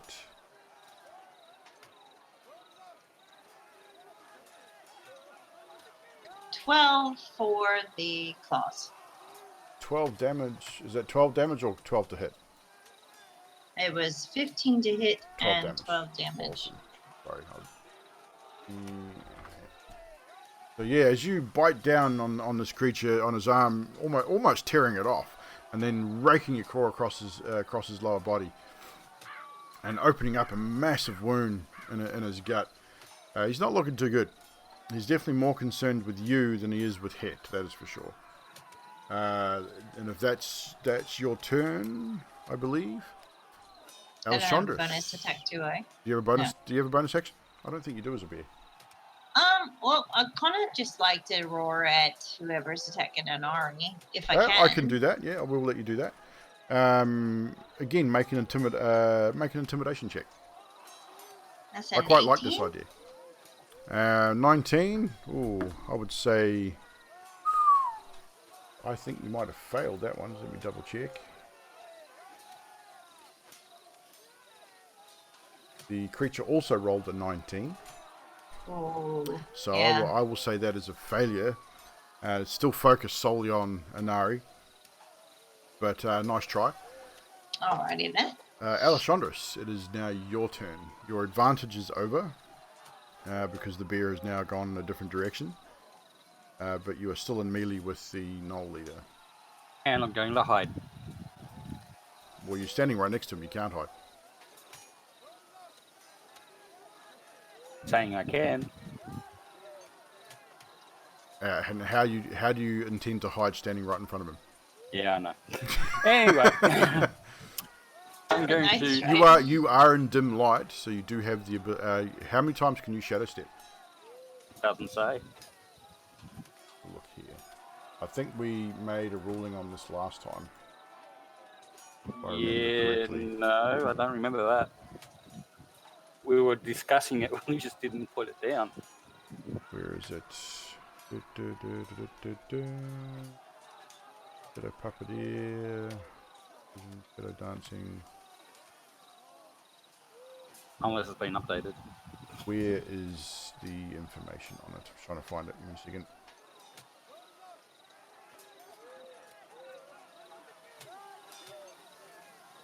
You can take these spells. Not in your spells. Action surge, proficiencies, expertise, sneak attack, thieves count, cunning action. Shadow dancer. There it is.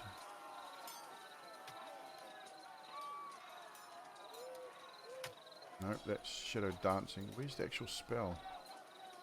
You learn to sleep so when you're in the area of dim light of darkness, bonus action, you can teleport up to 30 feet in unoccuped space, also in dim light of darkness. So it's just a bonus action. So yeah.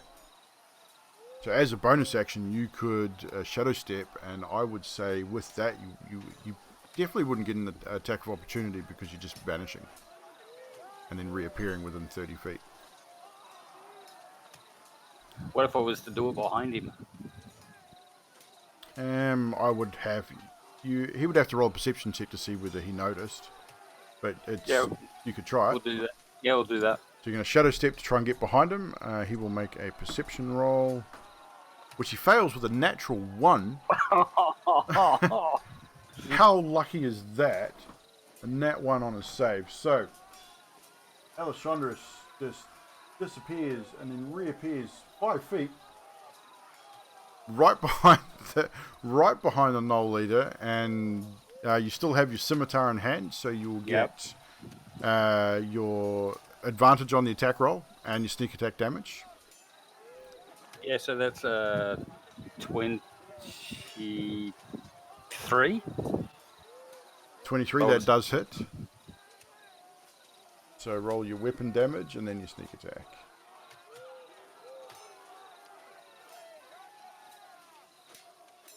7 with a scimitar. 7 with scimitar. With the rapier. Yep. 7 piercing damage and 12 the sneak attack. Ooh, nice. So 12. With that, yeah, bonus action, stepping through the shadows, appearing behind a target. Alessandros then buries that rapier deep into the back of the knoll, doing some pretty good damage. And that is your turn, Mr. Alessandros. He's probably not really happy with me now. Not really happy at all, but well done. It was a nice attack. So with that, it is now the knoll's turn. So knoll number 1 is going to attack the Fiala Bear, being the last to do damage to it. He's not looking pretty happy, but he's definitely going to make those attacks. 3 attacks. One is the bite is a 16, and a dirty 20 on both claws. Oh, all right. So the Fiala Bear, you will take 9 points of piercing damage and 17 points of slashing damage, with a total of 26 points there, plus a Constitution saving throw, please. That is a 10. That is a failure, so you'll also take another 7 points of poison damage. Alrighty.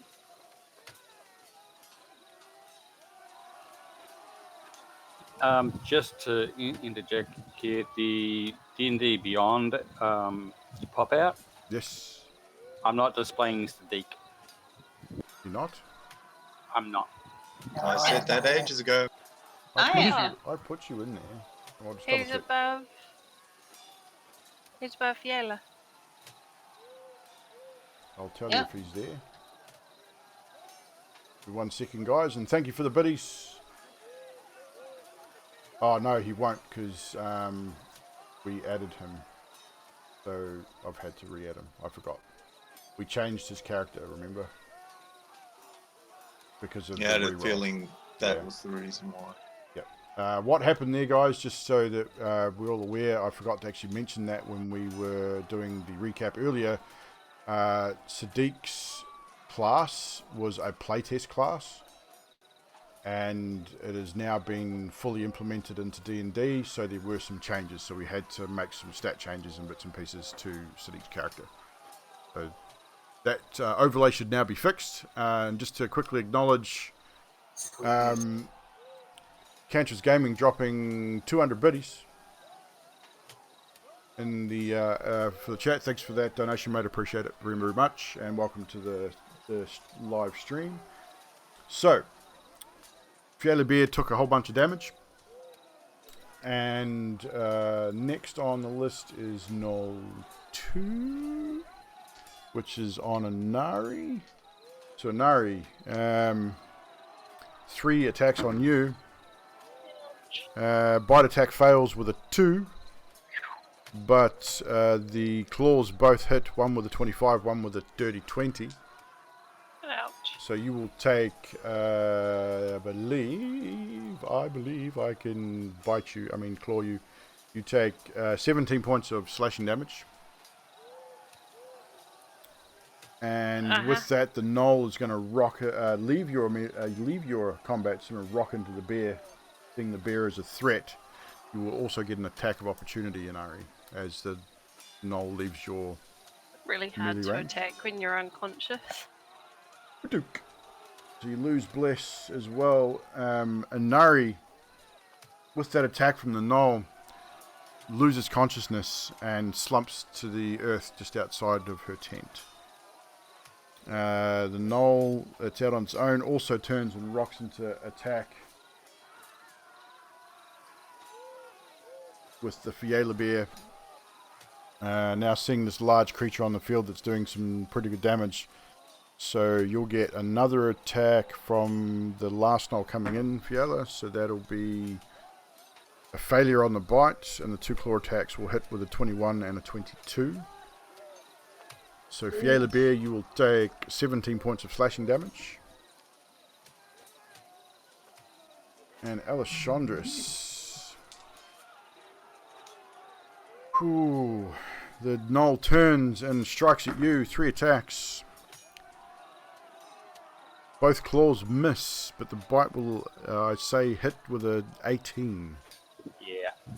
So you will take 9 points of piercing damage, and you'll need to make a con save, please.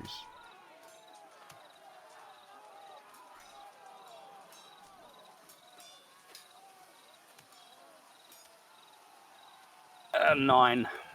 That is a failure, so you'll also take 7 points of poison damage. Right, so with that, we are back to Het. It is your turn, sir.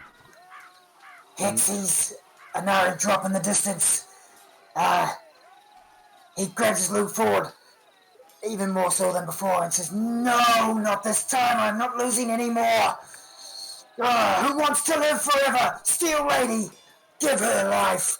And he casts Healing Word at 3rd level again. That's 10 points of healing on Inari. So Inari, as you drop to unconsciousness and slump to the ground, almost in an instant, you regain consciousness and feel that warm sensation once again.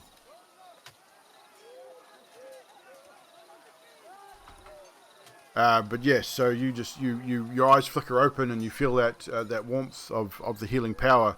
You are still prone, but you are now conscious. And then as hits action, the gnoll that's got his back to him now in front of him, the one that was originally attacking him, Yes. he turns back to him and he says, "I have had enough." And he raises his loop forward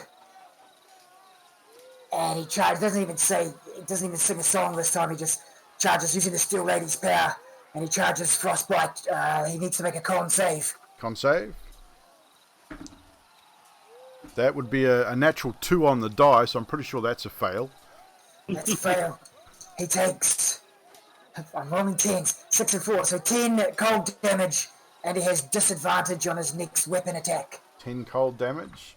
He is not looking good. He takes that cold damage, and you see him almost completely freeze over as the spell takes effect, and he sort of slumps forward a little bit and then sort of staggers, and as he breathes, that hot air you can see sort of come from his mouth with that spell taking effect all over him. He's not looking good at all. So disadvantage on his next attack. Correct, disadvantage on his next attack. Mark that with a green. So, with that, is that your turn, Het? That is Het's turn. Nari, it is now your turn. You can use half your movement to stand. I'm going to use half my movement to stand, and am I able to take change to my longbow at the same time, or should I use my second half of my... You can use the rest of your movement to change to your bow. I'll allow that. I'm going to do that. So make your 2 attacks. You've got the dude marked in orange is still the guy that has your hunter mark on him. Yep. And you have 2 attacks with your bow. Right, I am going to fire at my man with the hunter's mark. Go for it. First attack.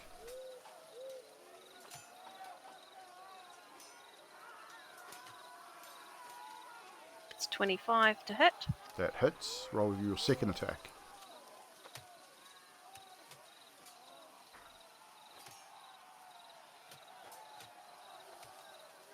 15. That also hits. Oh, yes. So both attacks do hit, so roll your damage for both arrows. Remember to mark your arrows off as you use them. And also roll your hunter mark damage for both attacks as well. So add a d6 to both attacks.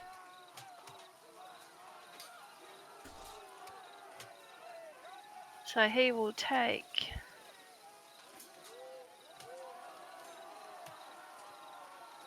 Math's hard, people. Math is hard.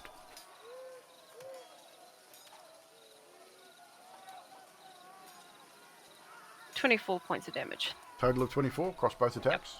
Yep. So 24 points of damage. The gnoll, all of a sudden, just takes 2 arrows right in its lower back. Thunk, thunk. As Inari sort of gets up from that haze of being unconscious and goes, "No way," and just rapid fires. The elf style, just reaches in from the quiver, grabs it, loads it, knocks it, fires it.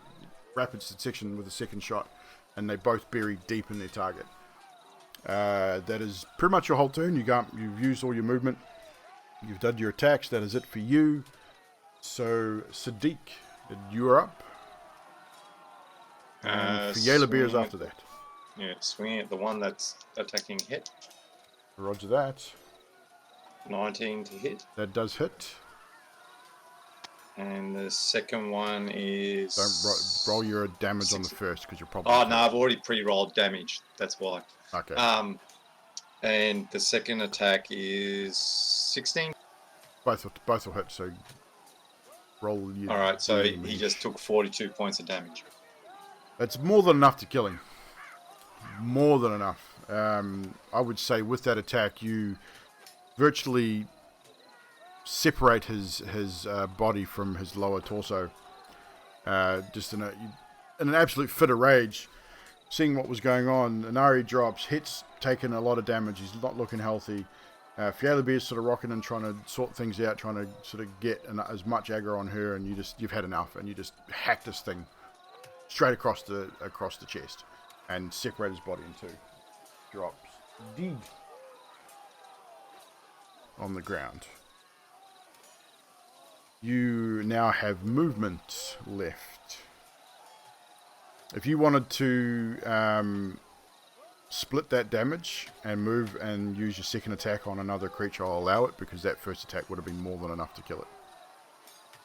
Alright, we'll do the 21 points of damage on a one around the corner beside Fiala, I think it is. That one, the one there? Or the one with the ring on it? Okay, so that one there? Pretty much blocking head away from the... Not a problem, we can do that. So 21 of damage, we can put on that one. Easy.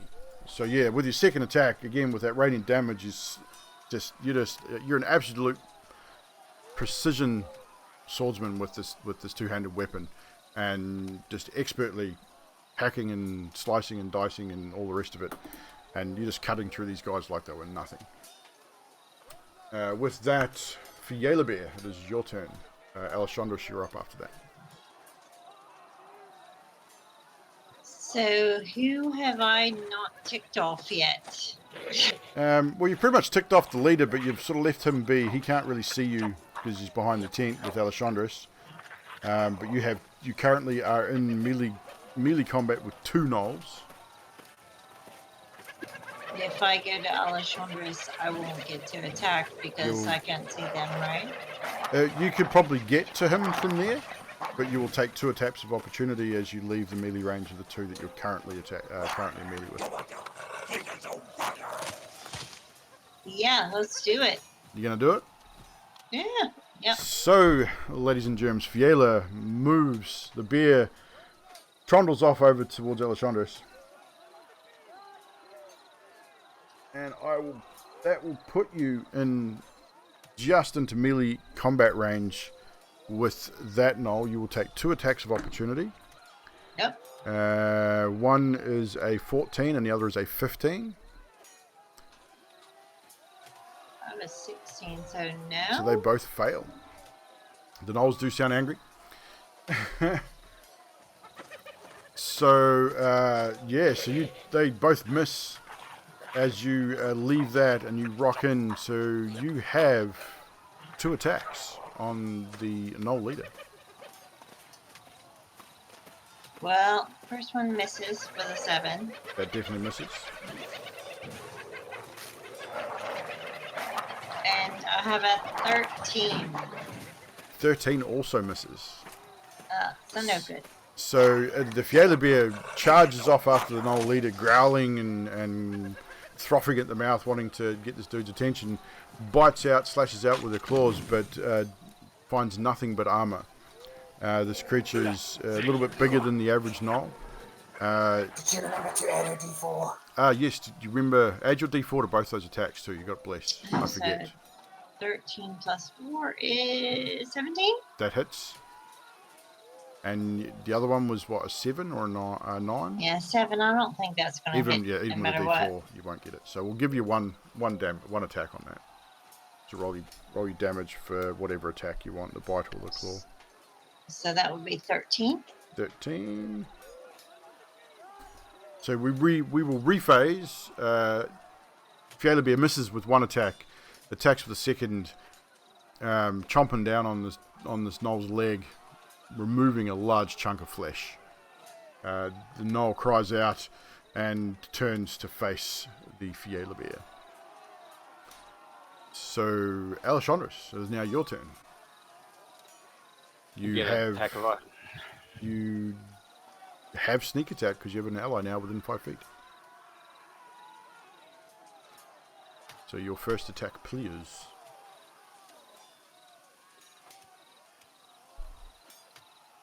Okay, that's 18, 24. 24, that hits. Roll your damage. That's 5 for normal damage. And sneak attack. 10 for sneak attack. 10 for sneak attack. And you, what are you going to do for your bonus action? You're going to attack again with bonus action, or are you going to do something different? Disengage. You're going to bonus action disengage? Yeah, to the rock. To the rock? No worries.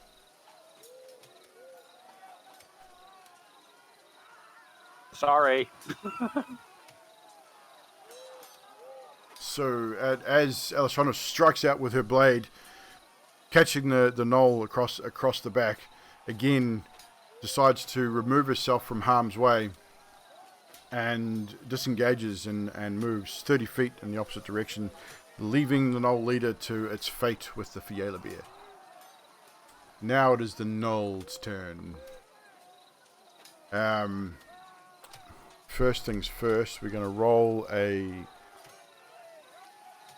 for this dude here, the dude with the hunter's mark, we're going to roll 1 to 3. It's going to try and flee. 4 to 6 is going to stay and fight. That is a 2. So it's going to turn and flee.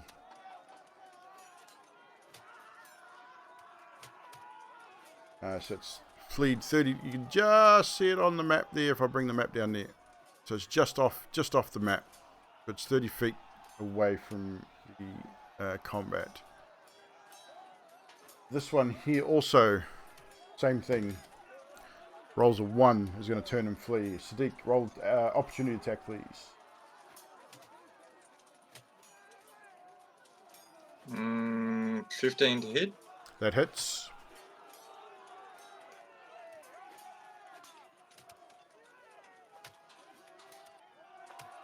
Uh, 10, 15, 16. 16. 16. Ooh. And also for the leader,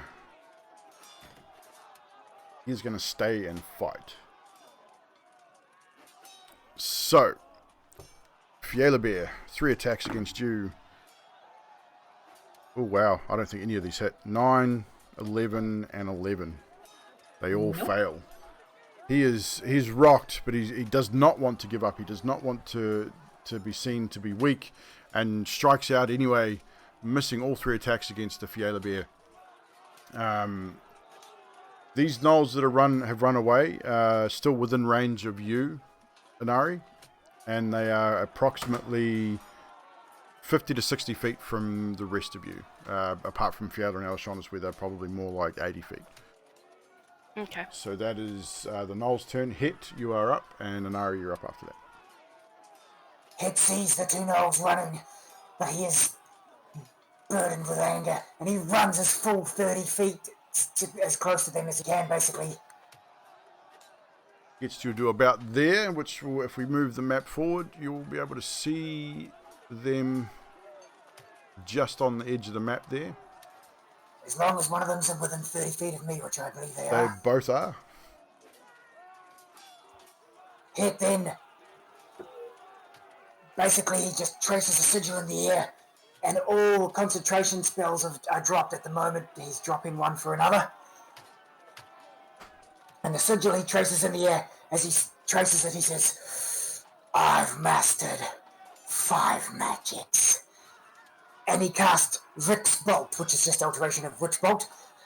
Vix Bolt at the one that is originally attacking him, so not the orange one, the other one. That one there, yep. Is there a save for that? No, I have to roll for it. It's pretty high though. Well, not high enough if I roll low. 10 to hit. That does not hit. So arcing bolt of lightning misses that creature. And it hits the ground just beside him, and you hear him sort of make that high-pitched sort of cackle that gnolls do. And he's not happy. He wants out of there. He's a lesser gnoll. He's just there to fight. He knows that they can't win, so he is bolting. He is just running. He's lucky that's my last 3rd level. So that is you hit? As a bonus, well, maybe. No, I have only... Yes, no, that is hit. Done. That is hit, done.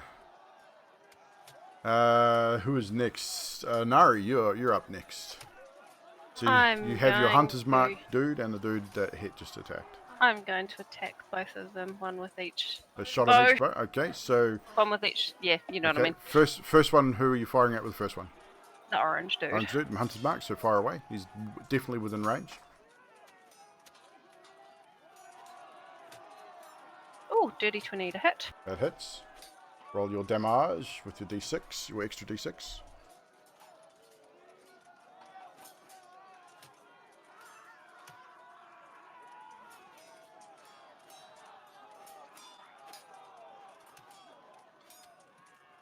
Jeez, lots of math going on over there. I can hear a brain sort of ticking over.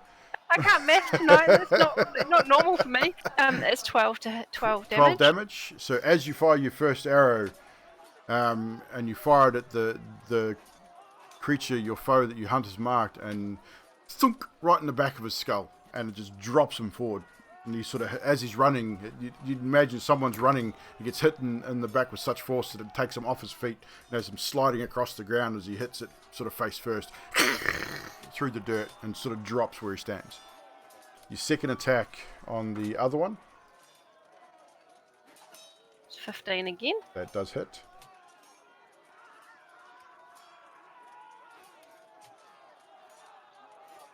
$11 damage.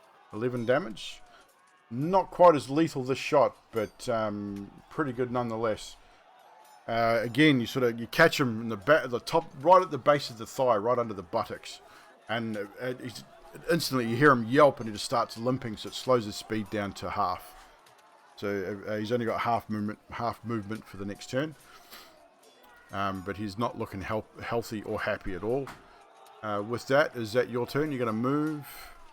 I'm gonna now Bonus turn action. around and... Because your hunter's mark creature is dead, you can shift the hunter's mark. I will shift as the a bonus hunter's action. mark to the one that's trying to attack Fiona. Okay. So you move your hunter's mark to the leader.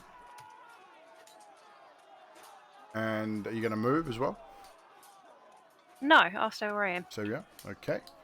So with that is now your turn, Sadiq. Do I have anything within 40 feet? No, 15, 15. Oh yeah, the one that's running away just is in that 40 feet range. I'm gonna fling my dagger at. So you'll bonus action switch to your dagger and you will fire it at him. Roll to hit.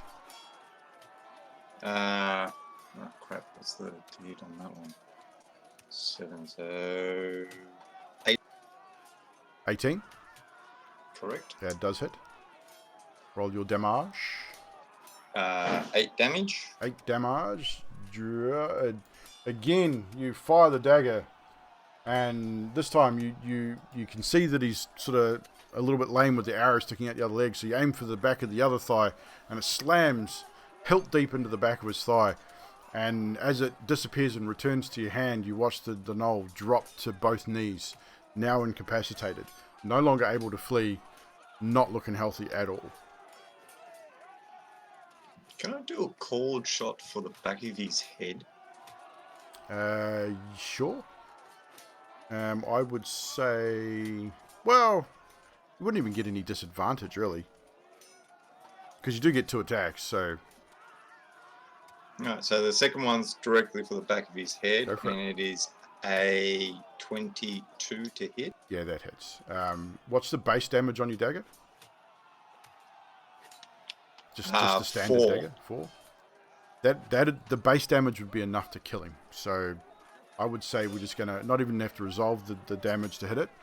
You hit him exactly where you want to hit him, right at the base of the skull, and again, you throw it that hard that it buries hilt deep into the back of this Gnoll's head, and again, he's on his knees, he just drops forward, face planting into the dirt, and the dagger then disappears and reappears in Siddiq's hand. That Gnoll is no more. So we have one Gnoll left. Siddiq, you have movement. You've used both your attacks, but you still have movement. Head over towards the back of that tent because I can move 30 feet. 30 feet? Which side, left or right? We'll go left side. 5, 10. Basically trying to cut him off. I'll do it. So you can get to that corner of the tent. That dude's dead, so we can get rid of him. That is your turn. So next up is the Fiala Bear, and Alessandra, you're up after that. Hitting the closest thing next to me. Roll your attacks. And missing with a 3. That does miss. Don't forget your D4. I don't have D4 anymore, guys. The bless has gone. So your second attack. Nope, it's gonna miss with a 7. That also misses. So again, the Fiala Bear misses with both attacks. Is not happy and growls angrily. Yeah, this is gonna bonus attack, dude. Just growl angrily. Yeah. Do you want to try and intimidate him again by standing on your hind legs and roaring as a bonus action? Get on my hind legs and roar with a nat 20. Natural 20. So what's your total intimidation with a nat 20? To add your intimidation modifier? Basically, it's a nat 20. Okay, so 20. So let's see what the Gnoll does. He definitely does not fail. Does not succeed on that. He is terrified, and we're going to roll to see if he's going to flee again. Same thing. Number 1, he is terrified of this bear, and he is going on his next turn. Will turn and flee. If he can. So he is afraid of Fiala, cannot approach you, and if any attacks against you are at disadvantage.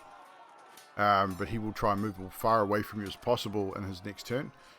So that is Fiala Bear's turn. Now, Alessandris, it is your turn. And moving back up to him.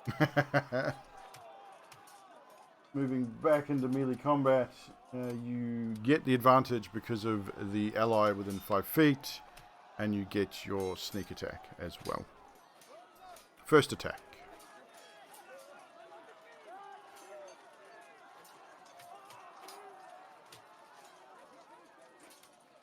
$21. That hits. Roll your damage, including sneak attack.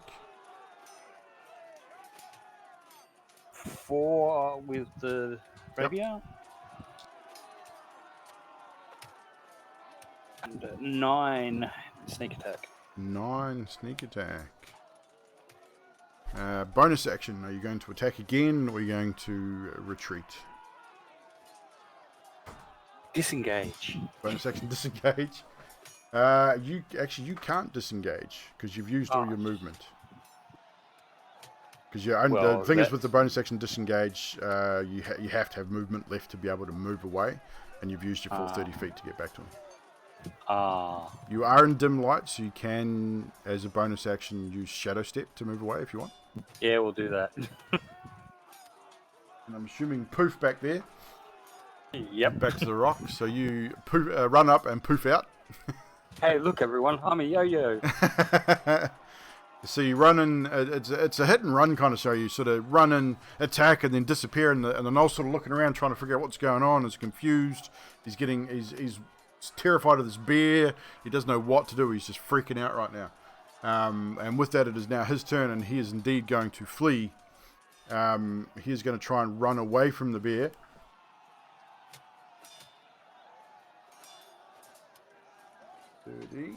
Moves that far. Fiala, you do get an attack of opportunity. Oh. So roll to hit. He go past me as well. Not within 5 feet, unfortunately. Aww. 18. 18, that does hit. Roll, just roll your claw damage for this one.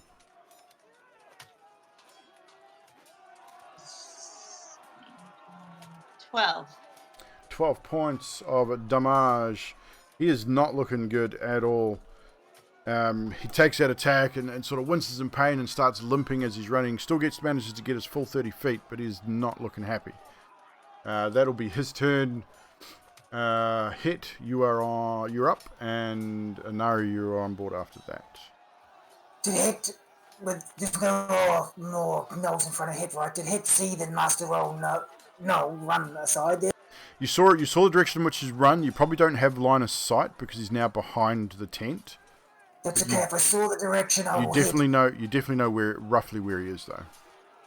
So I will head between the two tents then, 5, 10, 15. I think, yeah. 10, 15, 20, 25. That would give Just you... so I can see him, hopefully. That would give you... He'd probably have, I would say, quarter cover for this. So it will boost his AC a little bit, but not much. It does not matter. Hit. Smashes the head off his loot slightly, or not the head, the symbol off his loot, pulls it out, holds it forward, and just grumbles a couple of words. Well, one word to be exact. He says, prone, and he casts command. Ooh, what's the You need save to on make that? a wisdom save. Wisdom save. Ooh, this is not good. He rolled a 3. Plus 0, which is a 3. That gnoll must now lie down on the ground. He is now taking a nap. He still has Hunter's Mark on him as well, by the way. Every attack on him is now an advantage unless it's distance. Unless it's melee range. attack. Yeah, melee attacks are at advantage. Ranged attacks are at disadvantage. Unless you have Hunter's Mark. I don't think that matters. Does that give you advantage? It would make it normal, I believe. I don't. I'll have to double check, but I don't think it gives you advantage on the attack. You just know where he is. Alright. Let's double check Hunter's Mark here. You have advantage on perception or survival checks made to find it, not to attack it. Sorry, ranged attackers. So you do get disadvantage on the ranged attack, but you have advantage on tracking him if you were trying to track him down. All good. So, with that, it is now Anari's turn. If that is all you're going to do, Hit. That is all Hit can do. That's all Hit can do. So, Anari, it is now your turn. Then, Sadiq, you're up after that. Anari, you cannot see the creature, but you know the direction of which he is because of Hunter's Mark. I'm going to have a go. But you can't see him. You don't have line of sight. So, you cannot attack him. You have to move to line of sight. I can't see him on the page anyway. Can you move me into line of sight, please? I should better move so we can see this guy. Sorry, guys. So, you want to move between the tents or around the tent? I'll go towards Hit.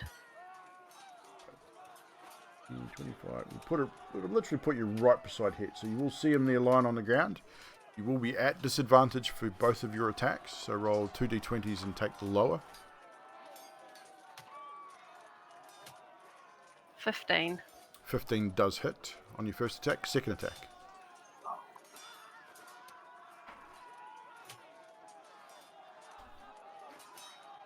$12. That misses. So your first attack only for damage, please.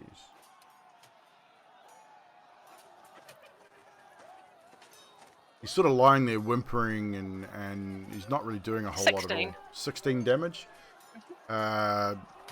Describe the demise of Zenolida as your arrow finds his target.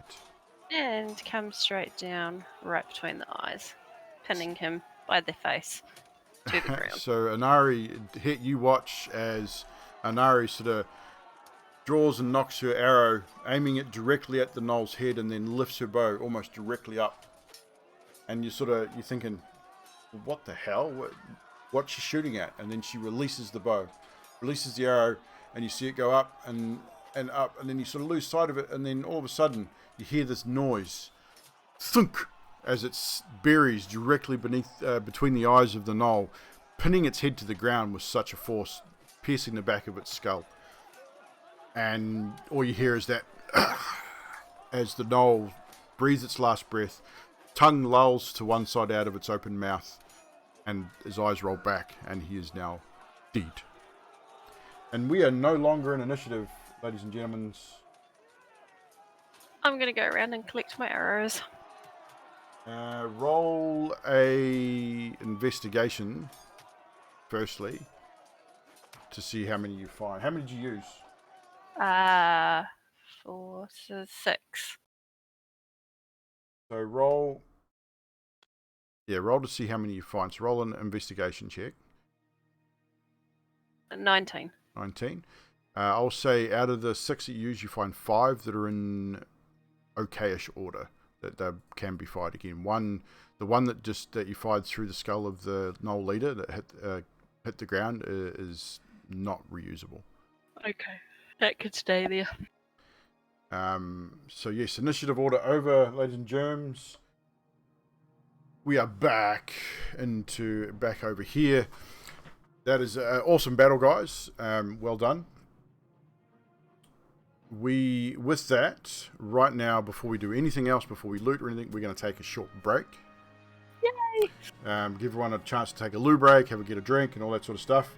We'll answer a few questions from the chat when we get back. So, chat, if you do have any questions, when we get back from the break, that is the time to ask. We'll spend about 5 minutes answering questions and talking about the show. Then we'll get back into the show. So 5 minutes, guys. We'll be right back.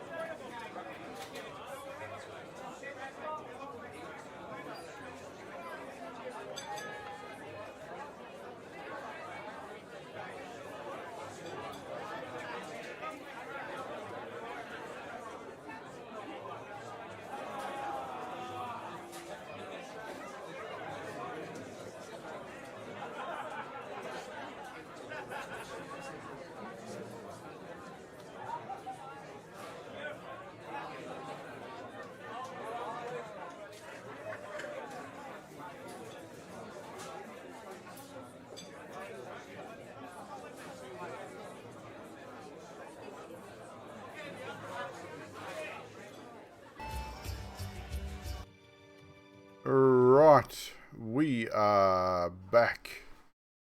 Yes, the stream elements jokes are bad, but that's good. I like bad jokes.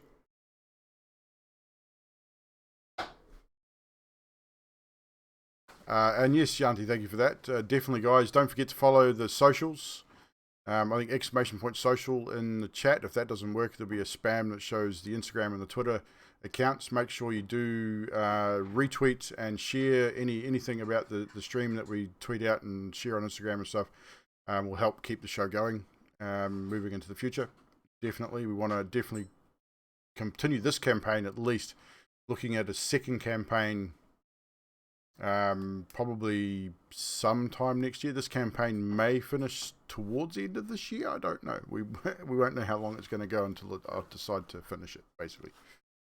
But yeah, so any questions? Now's the time, chat. We've got about 5 minutes 5 or 10 minutes before we get back into it. But yes, any questions for the players, for myself, now is definitely the time to ask. Any comments you want to make about the show, about the stream, about the players, characters, definitely do that as well. We appreciate you guys being here and hanging out with us. What's going on between Het and Fiala? Oh, that's a secret. That's a secret only Het and Fiala know. I don't even know what's going on. More about my glossy bear coat. It's frontline flea and tick.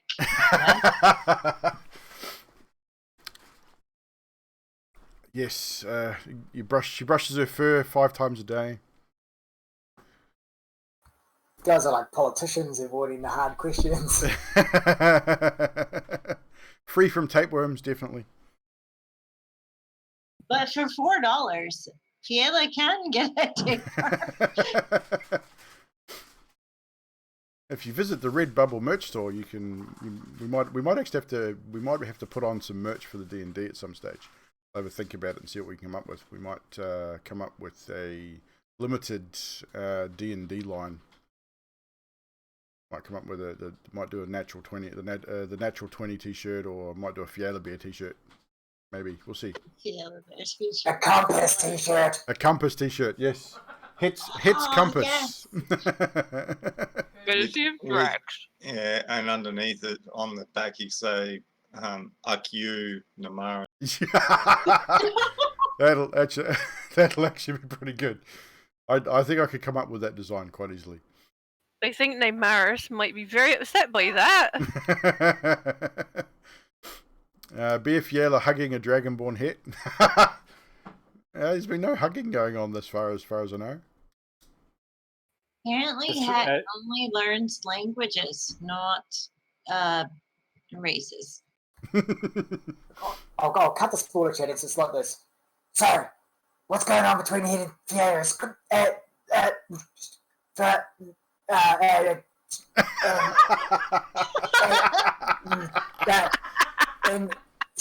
And that's about it, okay? So that's everything. Terrible. Oh, Drax, clip that up, dude. That was awesome. Yes, definitely clip that one, someone. Again, for the guys in the chat, thank you so much for hanging out with us again tonight. We really appreciate it. If you do we do have these funny moments even in game. Don't hesitate to clip things up. And for subs and VIPs, you can post those links in the chat.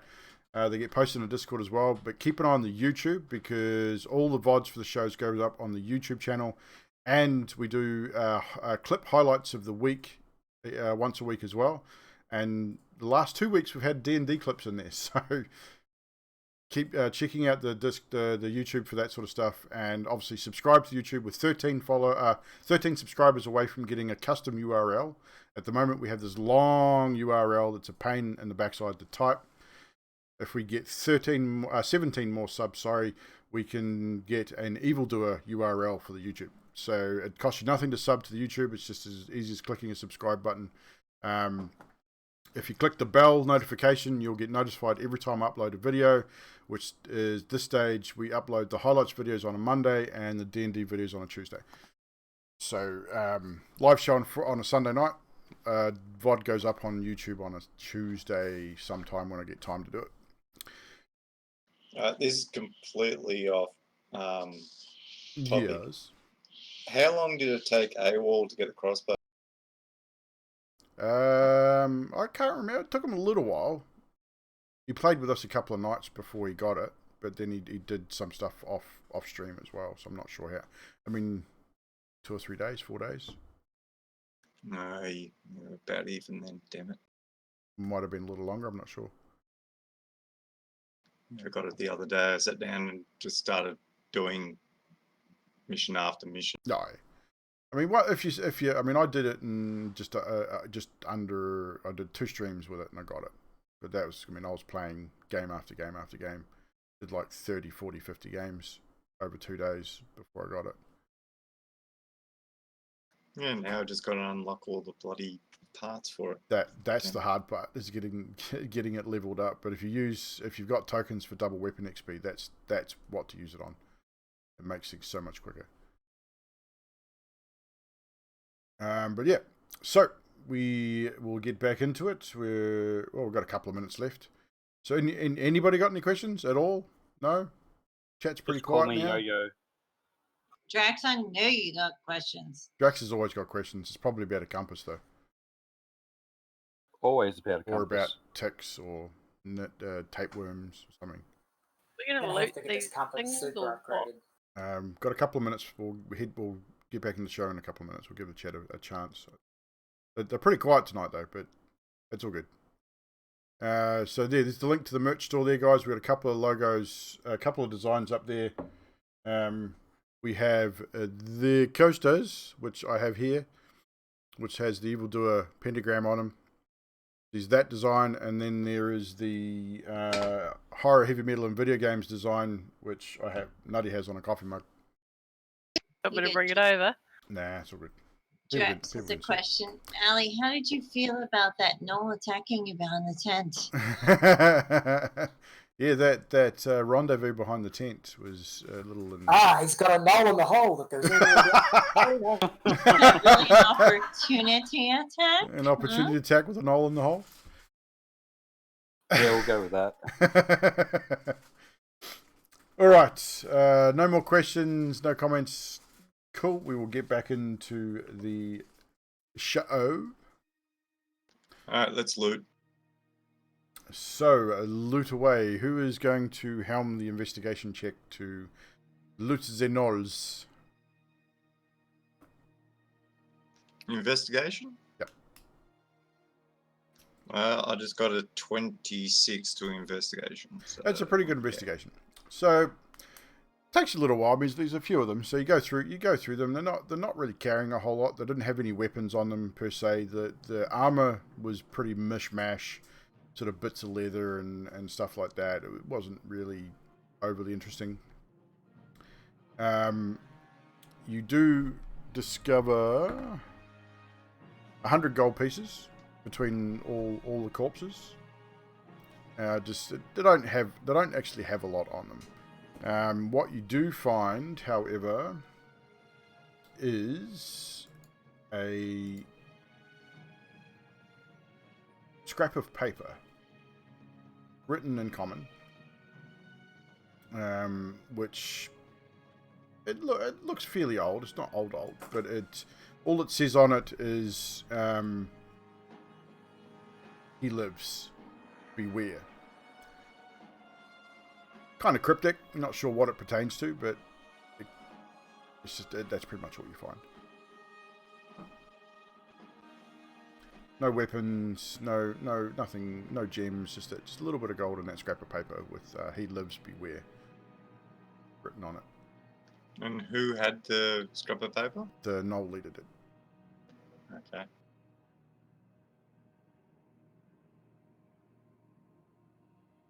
Alright, so because Ellie's got the bag of holding, she can take the 100 gold. Yeah. I'm going to take watch and everyone else can go to sleep. So, hang on a minute.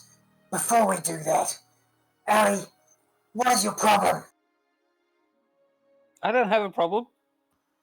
As far as I could tell, when the shit gets heavy, you run off behind the tent, leaving us in the middle. which is wonderful, but I can't do any. Look at your state you're in. How am I supposed to help you when you're gone? I don't want any help. Why are you trying to die?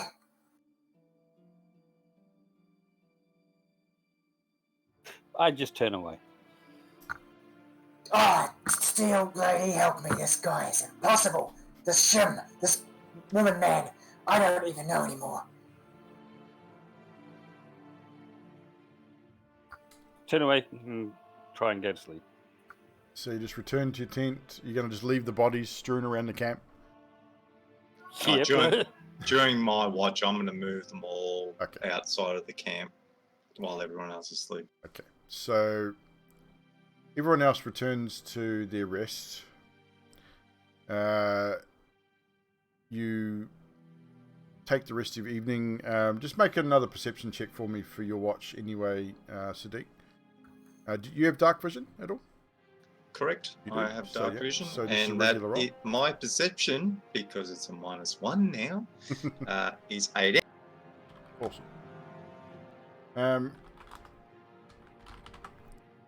You because of what's just happened, you're a lot more aware of the night and the rest of the night. By the time you sort of got through this battle, it would have been the early hours of the morning. You're all pretty shattered, so you do drift off pretty quickly. You do benefit from a long rest, all of you, including Sadiq, because you with the rest that you've had. Who was taking third watch? It was you, wasn't it, Sadiq? Yeah. So this was I would like to have a commune too, please. What was that? Sorry, Hit? Hit would like to commune with the Steel Lady just before he falls asleep Okay, too. cool. So we'll get to you in just a second. So Sadiq, yeah, you definitely. You settle in, you move the bodies, and then you sort of settle in for your watch. Just sort of keeping an eye on things, and nothing really happens during the night. So before you head off to bed for the evening to sleep, you sit down to commune with the Steel Lady. Yes, within the confines of my own tent. All right. I take out the symbol I took out of the top of the loot as we were fighting. I sit it in front of me. I pull out my book from my bag and I sit it in front of me. And I just head down and I put my hands on my sort of kneel down thighs, and he says, "Steel Lady, what is going on?" I stumbled through that whole match. That entire fight was a back and forth of not really understanding of what I'm supposed to be doing. Give me some sort of sign. And then he packs up his book and puts it back in his bag and lays down in bed. As you sort of start to drift off, you get a sensation that something's there. Like you can feel that there's a presence there, but it's not the presence that you are used to. It's definitely not the Steel Lady, but it's something else. And you then a voice comes to you right on the edge of sleep. You're not asleep, you're not awake either, so it's right on that verge of just drifting off. And you hear the rattling of chains, and this voice says to you, "How is everything working out? I hope your new power is satisfactory. Sleep well, my friend. I will see you soon." And as that last word sort of trails off, you drift off to sleep. Cool. And with that, the morning comes. The rest of the night uneventful. You all benefit from a long rest. Spells are regained. HP is regained. You awaken still tired, somewhat refreshed. Inari, however, you didn't sleep well. Falling to unconsciousness has taken its toll on your body, and you suffer 1 level of exhaustion, which you will need to rest for a full 24 hours to recover from. So mark 1 level of exhaustion on your sheet, please. Just trying to find it. So you will have disadvantage on ability checks, I believe. Mm-hmm.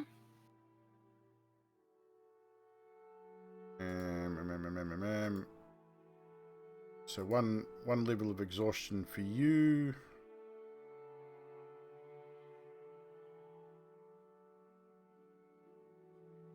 Let's see here. Yes, so just a disadvantage on ability checks, so it's not on attacks or anything like that. Okay.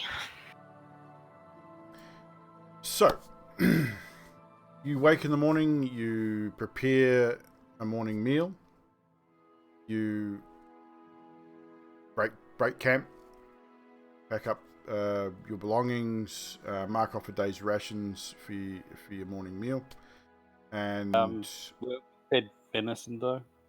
that was the evening. That was evening before. Oh, all right then. I mean, you can mark off a day's rations for that whole day, for that morning, night, and evening, if you want to, or you can save it till the evening. It's up to you guys.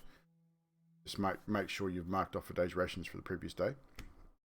Although you did get venison, so Nari did share that around too, guys. So, how much did you share around with the group? If there was 35 pounds, that So would you have essentially been... got 20 days worth of rations. You got 20 rations. So, how many of us are there? 5? Yeah. 4 rations each. So everyone add 3 rations and we'll take the -1 for what you've already used the night before. You gather your horses. The day breaks. It's another reasonable day. It's not raining. Birds are singing. And yeah, so the overlay takes a little while to catch up, but yeah, make sure you guys reset everything, HP and all that. Oh, pardon me. Yeah, my HP reset down to what my Constitution bonus is, and that. What did you do? I don't know. I'm fixing it now. Hang on, let's have a look here. I think I know what you might have done. You're a squishy.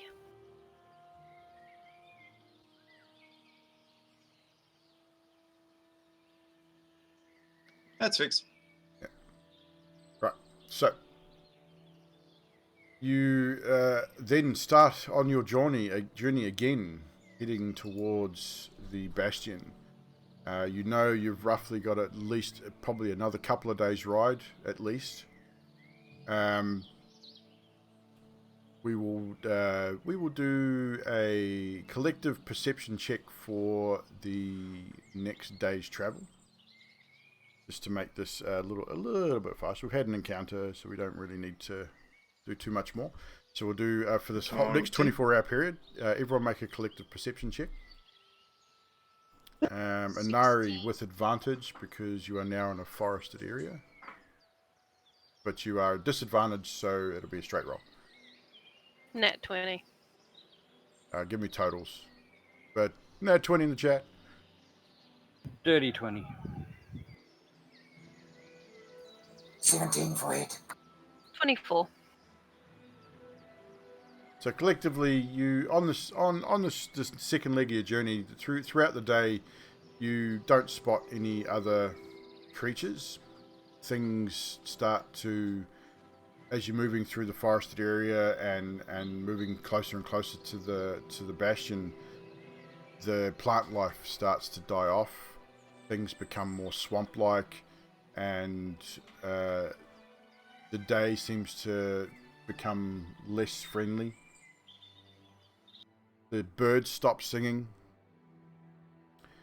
You notice that there's a lot more petrified trees, and it just starts to get a lot gloomier the closer you get to the Bastion. By now, you could probably see the Bastion off in the distance. You know you've got at least another day's travel, but in the distance, right on the coast, you can see this large looming castle-like ruin way off in the distance. You're definitely on the right track. Sadiq, from your knowledge of the undead and your studies with the Bloodhunter Order, this is not uncommon to have the surrounding area of a vampire or a large amount of undead to start to die off, and basically that dark energy from that kind of creature seeps into the land, and the land seems to die with whatever's around, especially a vampire. It's quite common.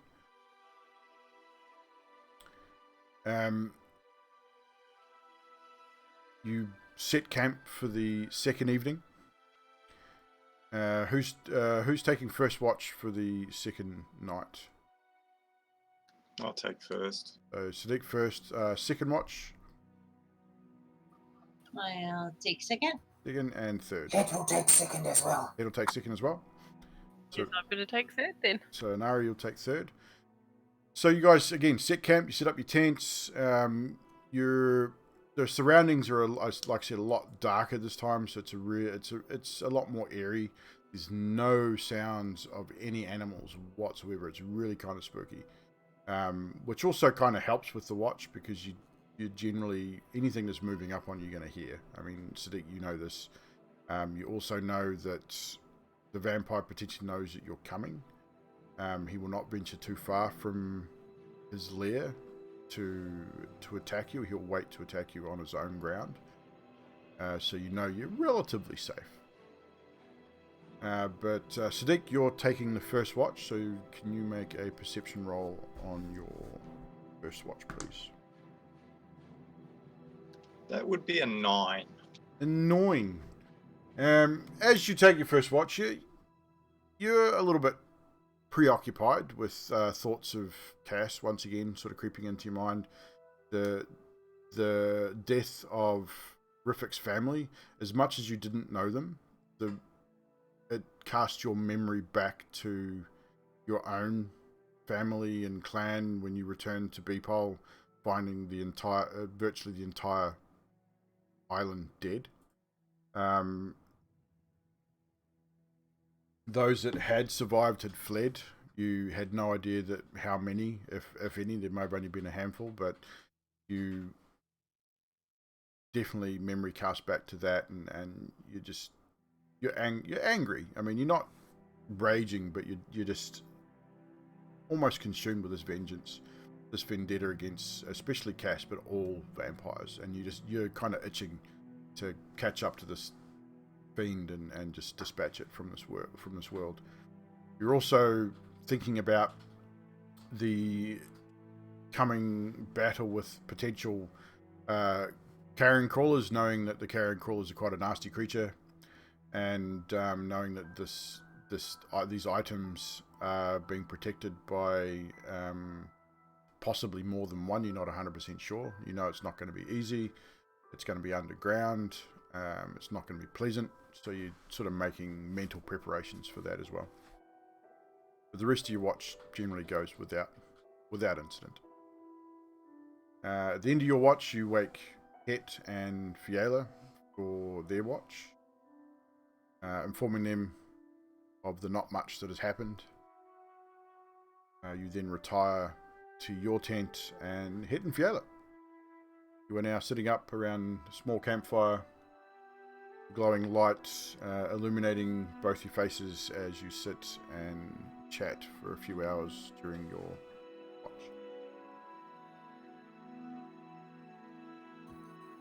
Well, that was fun, Fiona, the struggle we had with the gnolls before. How are you feeling after that? It was pretty daunting. I had to make some tough decisions on healing or fighting. It was pretty rough. How about you? Yes, I tried to keep everyone up as long as I could, but I just get frustrated with, certain party members diving off on their own, trying to, it's obvious, the elephant in the room, Ellie, right? I don't get it. What's your take on Ellie? What do you think she's doing to herself? I don't know why, but I I kind of feel a kinship with Ellie, and I'm not sure if I'm not sure. What do you feel about her? Well, it's ups and downs. Just when I think she's coming right, I feel like she drags herself out of the way again. It kind of makes it difficult for everyone to aid her, which makes her seem more secretive, considering we sort of all listened to her problem and the things well, I guess it's not really a problem, but what she had done before, and now we're all willing to accept her back in, and now she's kind of hiding away again. I don't know. There's more going on than meets the eye. Everyone's pretty quick to sort of make an opinion about what I do with my deities and stuff, but Allie seems to keep hiding things away, and I think we need more question on her. Well, if you were the last of your kind, wouldn't you feel a bit lost as well in her situation? Yes, I guess you could be right.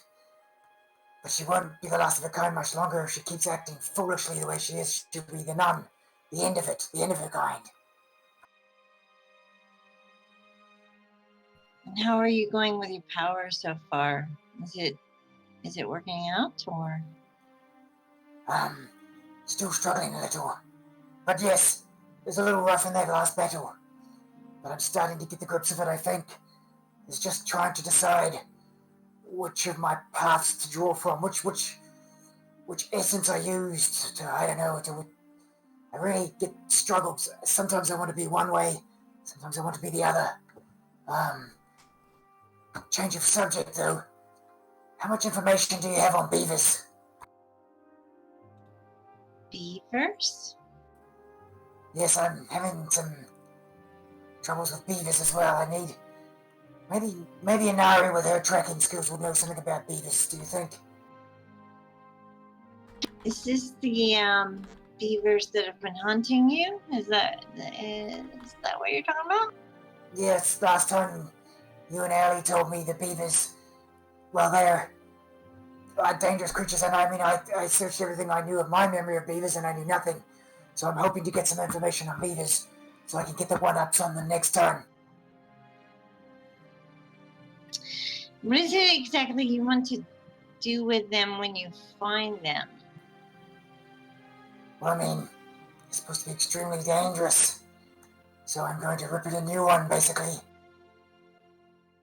Rip it a new one? Well, you know what? Maybe if you just approach the beaver slowly, like kind of just, you know, it wouldn't be so bad. Okay. It's been all over me at nighttime, though. You know what? I don't know, it creeps me out a little. What did you do to this beaver to make it hunt you so badly? I don't know, I think it was a joke Allie was playing on me. I think Allie found a beaver and chucked it at me. I know it could have been her beaver, I don't even know. Oh, shit. Have you seen Allie with a pet? You know what? I have a feeling that the beaver is actually going to start hunting Allie. You never know. I guess, Allie seemed to know a lot about the beaver, but I didn't want to ask her because she's been in a weird place. I'll tell you what, I'm sorry to bother you with this. It was probably a silly question, but I just wanted to know what you knew about them. But I might check Inari. When it comes to beaver, I'm an expert. Don't worry. Okay, Wait. so what should I do? To keep the beaver nice, kind, not try to eat me or something? You just gotta leave treats out for it and let it go. You just gotta let it do what it wants. Okay, hang on. He gets out his notebook that's Fiona bought him from his bag, and he starts his fancy pen and he starts writing in it. Be good to beaver, leave treats for beaver, make sure beaver gets. I don't know. Am I writing the right things here? You know what? I have a confession to make. Okay. and I'm gonna wild shape into a badger.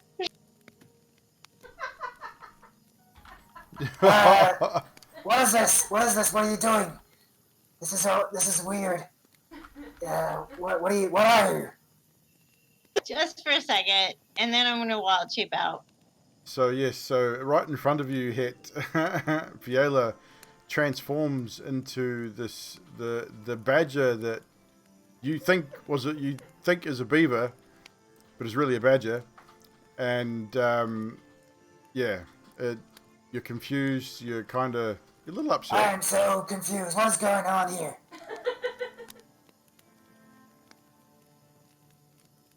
I'm gonna wild shape back into myself and say, I'm so sorry. I was just having a laugh with you, and I hope you forgive me. Oh, hang.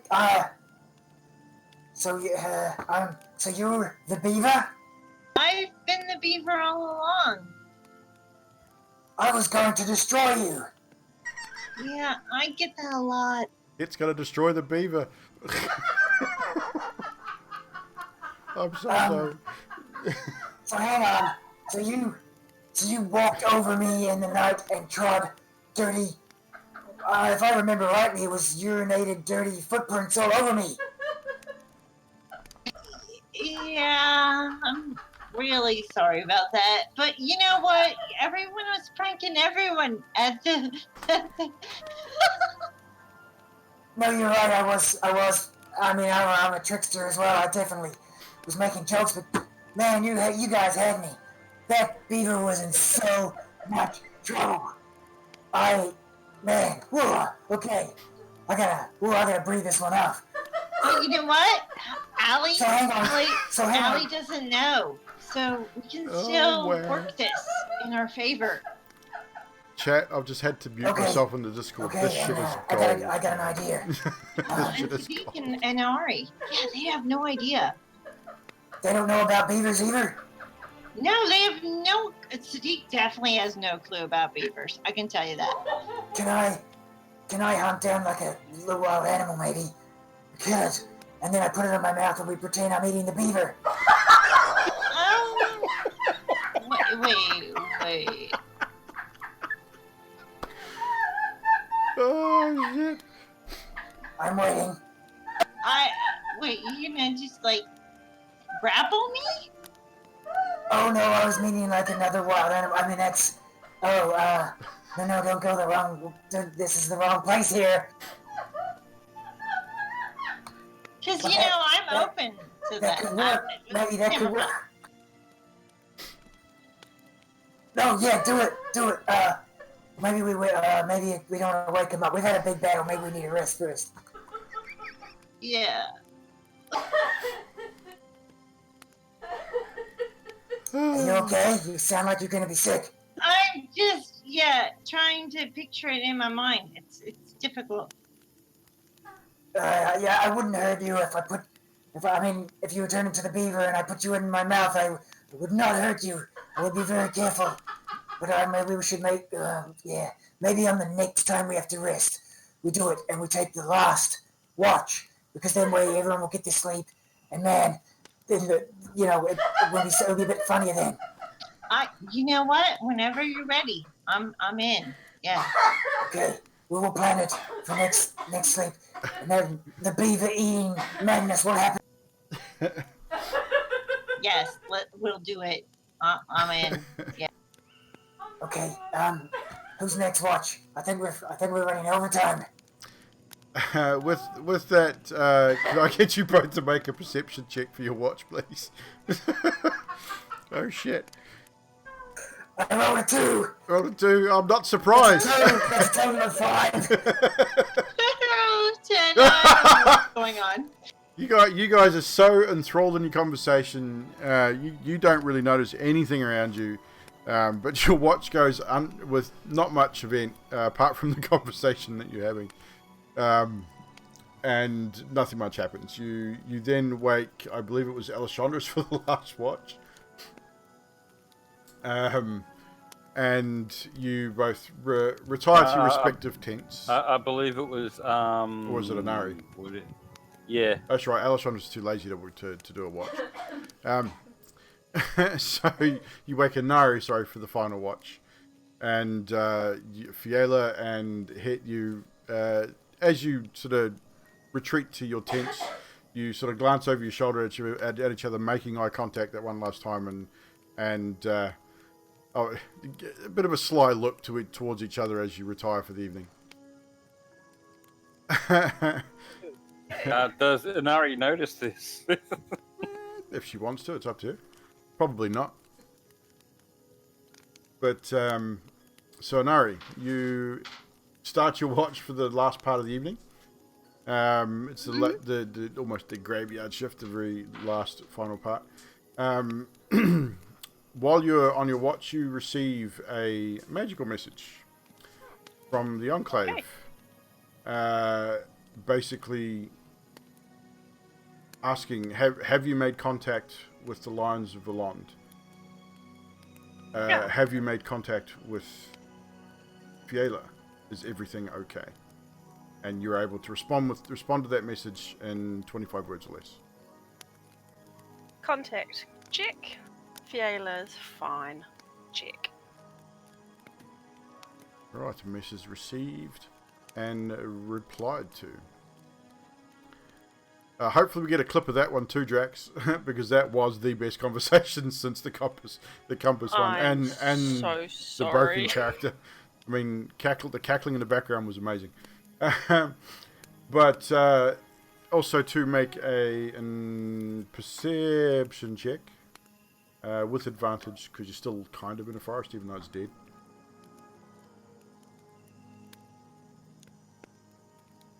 $17. 17.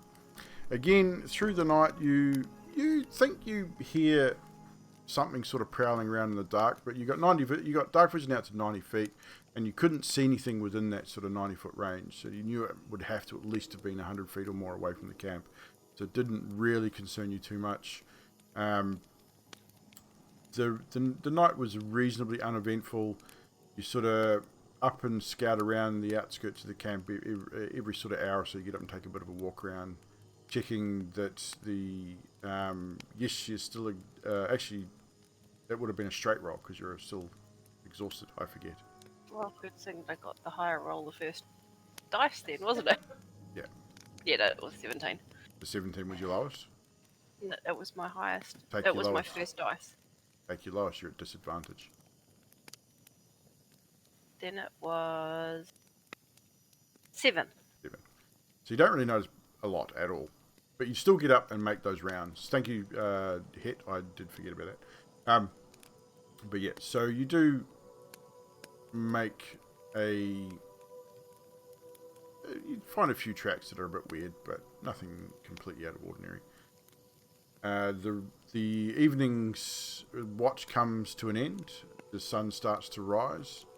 You stoke the fire, put some water on to boil, and you wake the group ready for the next day's travel. You eat, you drink, you pack your horses, and you head out for another day's worth of travel. And that is where we'll end tonight's show. Bang on 10:30. We will be back next Sunday night, 7:30 p.m. New Zealand Standard Time, which is about 1:30 a.m. Eastern and 5:30 Australian next Sunday. So for those of you in America, it's 1:30 a.m. Saturday night.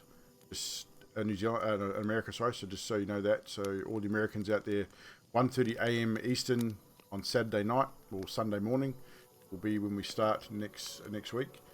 Thank you to the players once again. Amazing roleplay. Another great moment for RP. I lost my shit twice at least. I had to mute myself so I didn't try not to break you guys' concentration in the RP. XP for the battle and for the RP tonight. Where is my notes here? Dude, the RP was awesome. It was absolutely brilliant. So where are we? Null ambush. So we'll make it 1300 XP for everyone. So that's your XP for the battle and for the roleplay. Whew. Chat, thank thank you so much for hanging out with us. We really appreciate your support. The 3 new subs tonight. Again, thank you so much for the sub. We have a gifted sub to Blue Jay from Fielo. Baz or /Het for the tier 1 sub, and who was the other one? It was someone else. Wes. That's right. Dark Ravine, aka Wes, for their sub as well. Very much appreciated. All the support, everything goes back into the stream. Like I say, any donations, the bits, Cancerous Gaming, 200 bits. Thank you so much for that donation. That's awesome. I say all proceeds, donations, everything go right back into the stream so that we can keep doing this. Like I said, I do want to do another campaign when this one is complete. So your subs are very, very, very helpful and appreciated. If we can get to 35 subs, we get another emote, which we will put a natural 1. We've got a natural 20 die. Next emote will be a natural 1. Already decided that, so I'll start working on that for when we do reach that sub goal. So if you are able to sub, please do. We do appreciate the subs and the support. If you just want to come and hang out for the show, we appreciate that just as much, if not more. Gizmo Soprano, welcome to the channel. I'm glad you enjoyed it. I'm glad you had so much fun. Again, like I say, next Sunday we're back for another show. All the lurkers, we love you too. You guys are awesome. Keeping those numbers up is amazing. So with that, we will end tonight's show, and we will see you again tomorrow for some gaming. Tomorrow lunchtime, I will be over on Mixer with some Call of Duty. Open lobbies, so if you got Call of Duty, come and hang out with me tomorrow over on Mixer. Tomorrow night, back here on Twitch, we will be doing some Ring of Elysium. So come and hang out with us for that as well. But until then, take care, thank you very much, and we'll see you later.